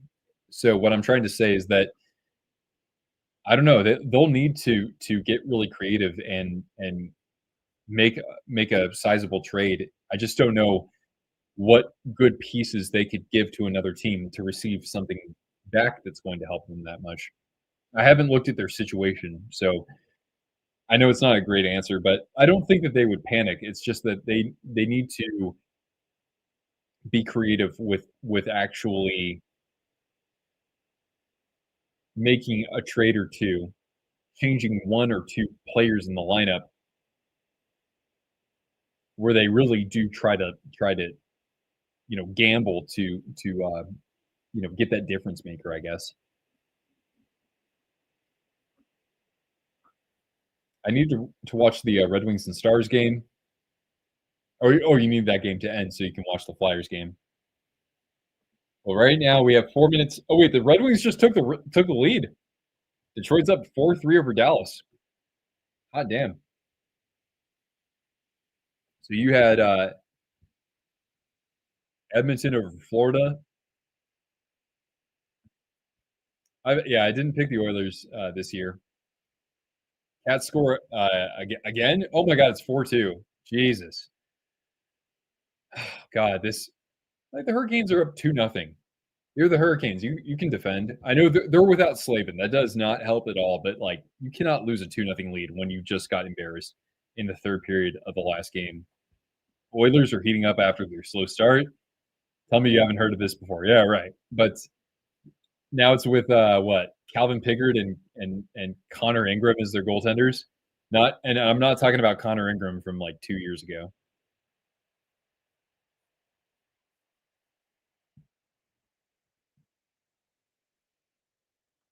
Playoff format, yeah.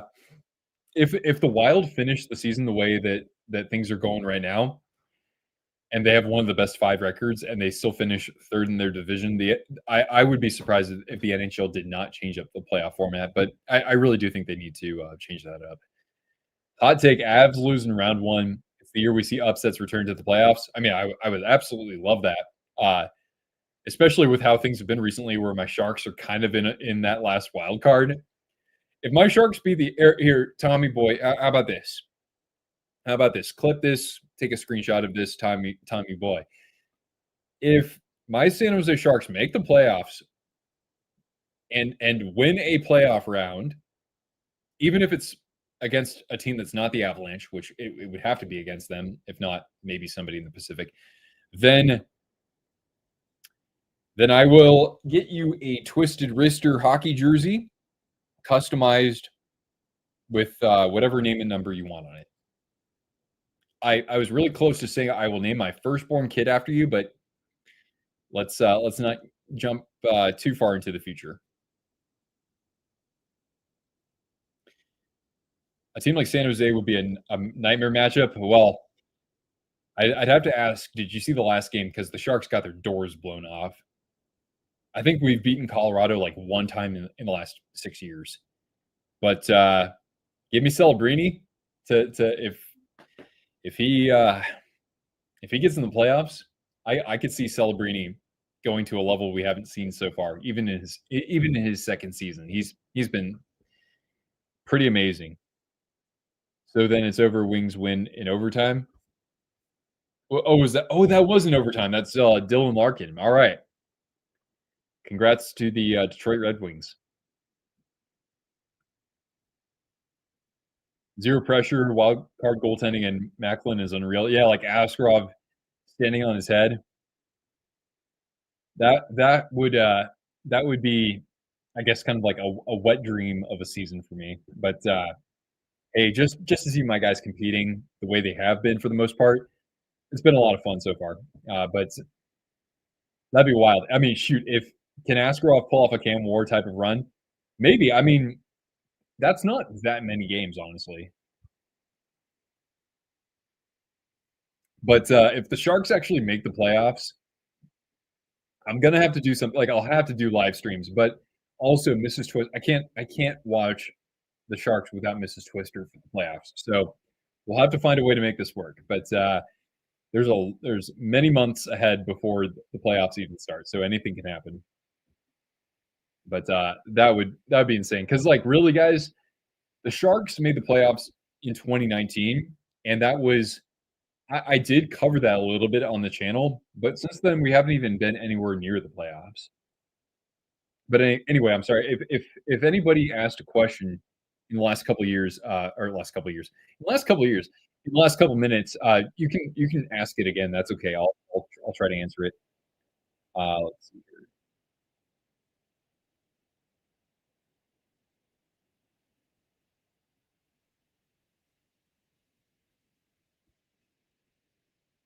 Third Stanley Cup defeat could either be another setback or imply a reset behind closed doors. Well, I mean, I think it hinges on McDavid. Like he only signed a 2-year extension because to him and his agent, that's kind of like their true window. That's the prime of his career. After that, he's got a few excellent seasons. Don't get me wrong, but in terms of the team overall, he's probably arrived at the conclusion that he's willing to let it to stick it out for 2 more years after this year for that chance. So I think that for the Oilers, it's more like okay, we committed to McDavid for 2 more years past this next year.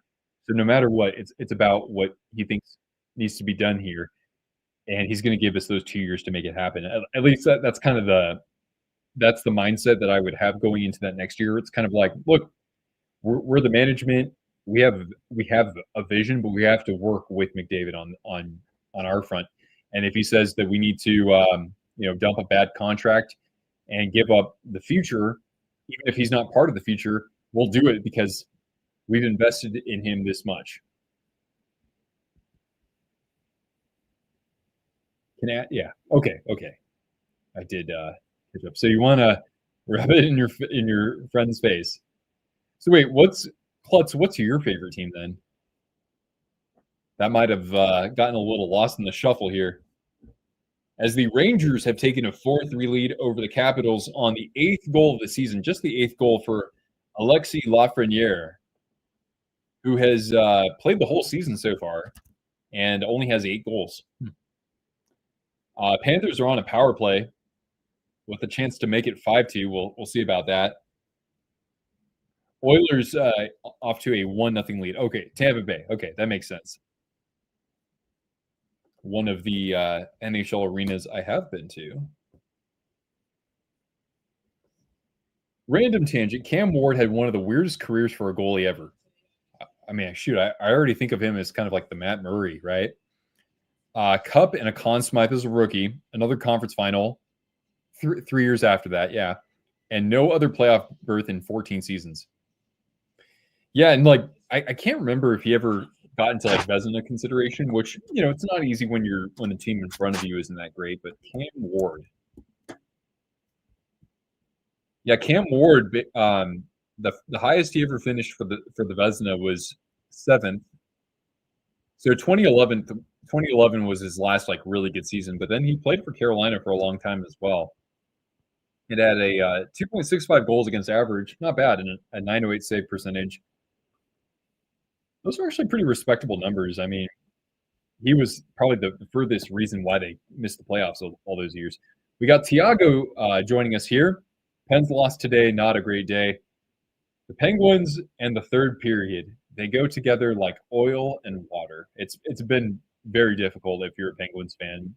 So I don't want to see them lose games like that, unless it's against my favorite team. But that's another topic. Favorite arena that I've been to? So I've been to, of course, San Jose, which we'll take out of the equation here. I went to the Coyotes arena like back in the late '90s, but I really don't remember that so much. I've been to Boston, Tampa, Nashville, Raleigh, Carolina, and I think I'm leaving out one other one. But I'd say that probably my favorite arena that I've been to is Nashville. I like the vibe quite a bit there. That's about it. The next arena that I go to, I've been to Climate Pledge Arena where the Kraken play. I like the actual arena once you're inside at your seats. I don't like the concourses there, and the food to me was pretty underwhelming. That was the first year. I know they probably have changed things up a decent amount since then, but I didn't think too much of that until I got to my seat, and the audio there was really good, I thought. But in terms of overall experience, I would say Nashville. You and Klutz, you've been there. Yeah, the next arena that I go to, one day I really do want to go to Calgary, especially just to see the Saddle Dome because it is the second oldest arena in the NHL, and that's only a 7-hour drive away, so not too far if it's not crappy on the road. But yeah, there's that. There's Utah is not Utah is actually pretty far. It's like an 11-hour drive. Excuse me. Had an argument with a Canes fan. Told you that the Panthers are dirty and paid the refs. Well, I mean that's football. Told him at least we don't choke. Yeah, at least you don't choke, which you haven't really done. Good thing the Leafs at least they took you to 7 games, but you guys held your own. The fans show up, send them the numbers that they are 12th in attendance. Oh, hey, that's pretty good. And then he proceeds to block you. Really? Over like you did not make a personal insult at him, did you? I don't think you did. That's goofy. Like, hey, I've been a fan of a team that where you have to just kind of hold your tongue because you have no arguing. You can't make an argument to the other person because they're the one whose team has the upper hand. You have to kind of just take it and just say, look, this is not a personal dig at me. I'll be okay. My team eventually will figure its crap out. I'm not going to overreact. But yeah, like for him to block you after that, that's kind of lame. You didn't, at least as far as I know, you did nothing wrong. So look, some people are just really sensitive. Hey, we got Eric in the building. What's going on, man? Anime nerd, of course. The avatar I instantly recognize. I don't know why YouTube is using the username you made when you made the account. Yeah, I can't say that I haven't created a new account in quite a while, but nice to have you here. And Merry Twistmas to you, of course. I've never been to a hockey arena before. Whoa. I hope you get the chance. I hope that I don't know what your holiday plans are, but I hope that on Thursday you rip into something and boom, it's a couple of tickets to see the Philadelphia Flyers. I think that'd be fantastic, but I hope you get a chance to make it very soon because hockey in person, see, a lot of people don't get into hockey because they say, I can't really follow it on TV. It's not very fun. I can't track the puck. But then you say, okay, that's fair. But what we're going to do is we're going to go to this game and it's going to be a totally different experience. And then they will never stop thanking you because hockey is, I think, without question, the most enjoyable sport of the major professional sports in person. Really, it is.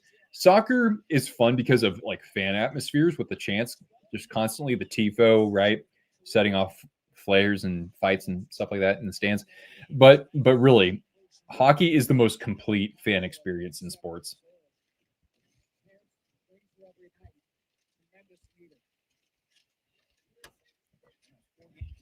All you did was give proof and didn't insult him. Yeah, that's unfortunate. I mean, Canes. I went to a Canes game last year. It was a very just friendly, approachable vibe. No extremes on either side. But yeah, online, and I mean, every fan base is guilty of this to some extent. But like, I'm like these Canes fans. I'm like, yo, you guys aren't like this in reality. Like these trolls, right? Yeah, they're just like it's apparently when they came out of the womb, they were flipped the other way and fell on their head or something. And I like the Hurricanes a lot too.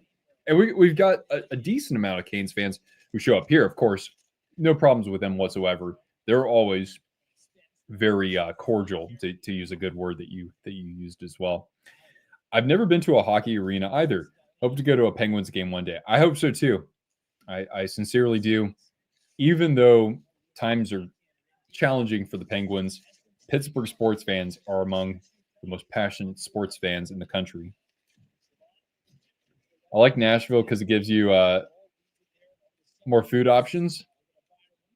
Did I have any food when I went to the Predators game? I might have. That was a long time ago, but the Predators have probably the best location of any arena in the NHL. It is right next to freaking Broadway with all these music bars and just a good nightlife scene over there. And Nashville's fun. I want to go back. That place it's a good time. It's one of my favorite cities I've been to. Playoff hockey is the thing that the sport can offer the best. I will die on that hill. Absolutely. Playoff hockey, though, like that becomes more than just a game. It becomes a bit of it's kind of a war, honestly. Oh my God! What a save by Alex Lyon. He's on the ground, backs on the ground, and he sticks his glove out and stops a shot from I didn't see who that was. Alex Lyon, the Lion King. Oh, we are not worthy. A lonely skate back to the bench if you're Drake Batherson. Nothing beats a soccer game, especially rivalry games or World Cup games, but hockey is close second. I've seen pro soccer in Italy and in Denmark as well. I think the experience is a lot of fun. If you don't care so much about the actual game itself, because for me, I like hockey more because there's enough scoring, whereas in soccer, I don't think that there is at all. But it's been a long time since I've been to a pro soccer game, so hopefully I get a chance to do that soon enough. I could go to a World Cup game, I guess, because Seattle's like a 5-hour drive and they're hosting some matches, but that's probably not in the cards, honestly. Your dad is thinking of taking you on a trip to Chicago in May. Chicago in May is actually a really good time to visit too, because it's not like super hot and sticky, and it's not like thunderstorms. You're coming in just before then. It's very pleasant. When he's interested in going to a Blackhawks game, I had to tell him that unless the Blackhawks make it to the playoffs, well, you got to go to a day game at Wrigley Field. Yeah, a day game at Wrigley Field is awesome. I love it there. At least 15 years ago, I did. I've been to a bunch of those, but yeah. Yeah, exactly. Like hockey is very similar to soccer, but more goals, faster pace. Carolina and the Rangers would be cool to go to. Shoot, it's been forever since I saw the Rangers in person. By the way, the Panthers, in case anybody was curious, is that game final? Not yet. Yeah, the Panthers are up 5-2. Oh, God. Brendan Moore's he's gonna have to. I don't know what's gonna do to get him to change, but that is kryptonite at its finest. Everybody, like a Real Madrid Barcelona game, playing for the league in the last game of the season is nerve wracking. I bet that would be, yeah. Actually, my friend who's from Panama is gonna officiate my wedding next year, and he's a huge Madrid fan, even though he's from Panama. Come here, girl. Come here. But you cannot say the word Barcelona around him, or else he will probably pick up and powerbomb you. Day game at Wrigley Field was the second option if the Chicago Wolves of the AHL make it out of the playoffs, or make it to the playoffs. Excuse me. If you have a rental car, you can get to Rosemont. I don't know. I can't remember Chicagoland quite as well as I used to, but it's easier to get to Rosemont than Rockford. That's for sure, because Rockford is basically like in Wisconsin at that point. Cortana, what is it, girl? There have not been enough goals in this game, have there? I'll give you a treat.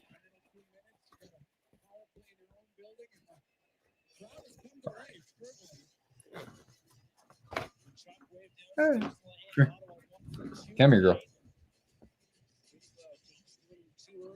Yeah, you good girl. Yeah.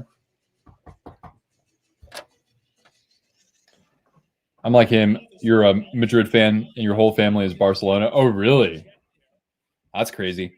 By the way, we're under 2 minutes left in this game, and actually, the Senators are on a power play to close things out. So let's see if they can actually score here as we get to the end of regulation. Which, remember, guys, like both these teams have nice winning streaks at the moment. Panthers game is over. 2 points. 2 points. All right, man. Well, congratulations, and man, I'm just shaking my head as a Hurricanes supporter. All right, Stützle, the top of the circle, looking everywhere, looking for his options. Slapped out by the Sabres, though. That is cleared all the way down. Rosemont's by O'Hare. It's like 2 hours west of the city in the airport. Oh, Rockford's like 2 hours. Yeah. Rosemont. Yeah, if you could probably hop on the train and get there if you can get to O'Hare.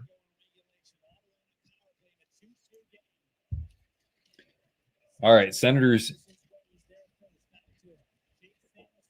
Sanderson, Whitefish, Montana native. He's got the one-timer and a save by Lyon. Puck's still alive, and that shot goes a little bit high and wide of the net. And here's Tim Stützle. This game might go to overtime. Only 23 seconds left, so probably right.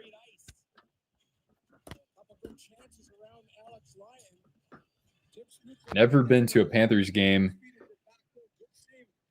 where they've won. It feels like a curse. Well, I mean, when was the last time you were at a game? Was that like 6 or 7 years ago?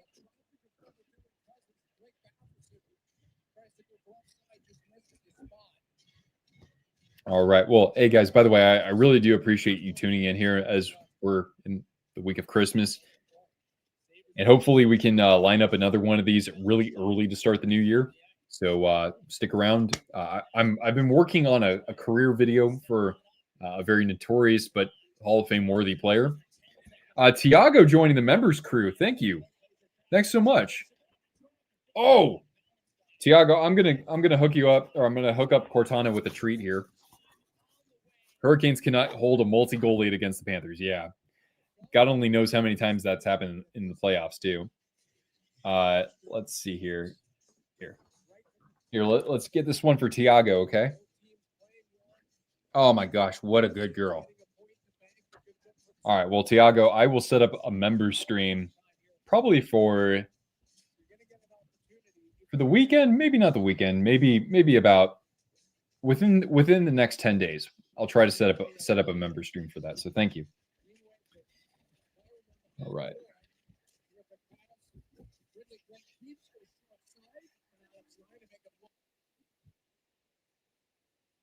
Consider it a Christmas gift. There we go.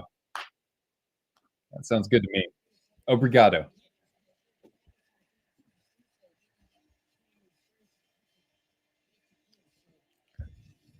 Yep. So yeah, Tampa.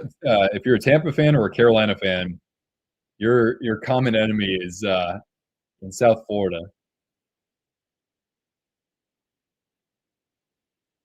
Football parking for community service. Oh, for the Buccaneers. Okay. So you actually like direct people on like where to park. That could be stressful. I bet. That's probably one of the least enjoyable things about sports. It's getting out of the parking lot after a game.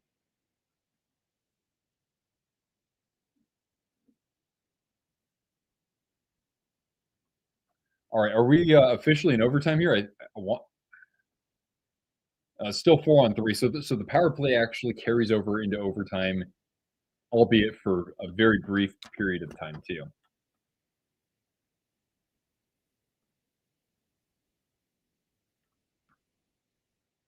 All right, so start of overtime, 9 seconds of power play time. Wait, why do I have my BRB screen? There, I'll just do that. There we go. All right, Senators gain the zone. but we get a whistle early on. It might have been an offside. Tuck is the one sitting in the penalty box, by the way. Vegas Golden Knight expansion draft pick Alex Tuck, who, holy God, that guy, every time Alex Tuck and the Knights played the Sharks, Tuck would have at least 2 points every game, it seemed.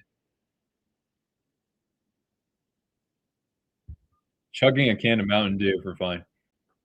That sounds like when I was young. All right, Sabres win the faceoff, though, so they can just hold on to the puck. And now we're back to even strength. But remember, it's going to be 4-on-4 until the next whistle, and then it will go to 3-on-3.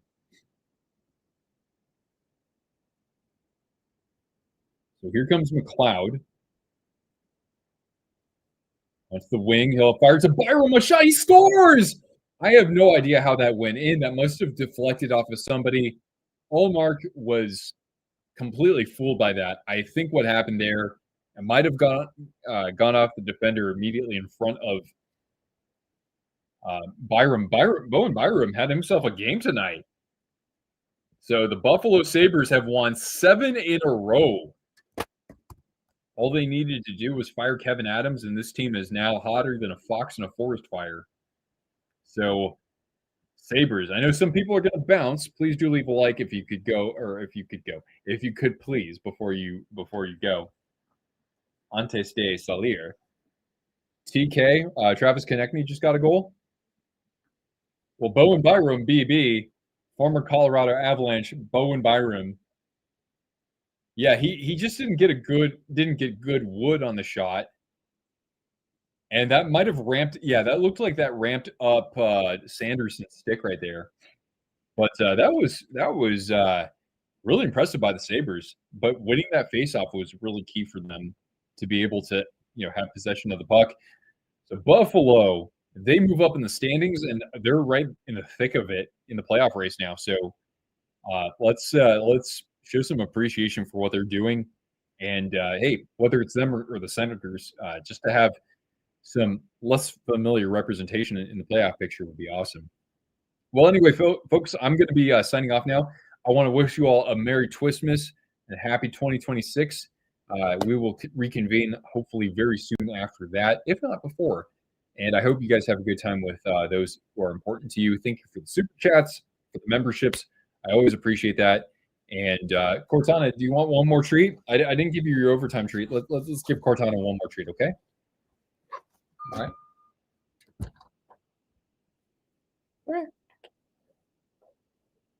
All right. All right, everybody. Thanks so much. Have a great time. And yeah, we'll be back to talk hockey soon enough.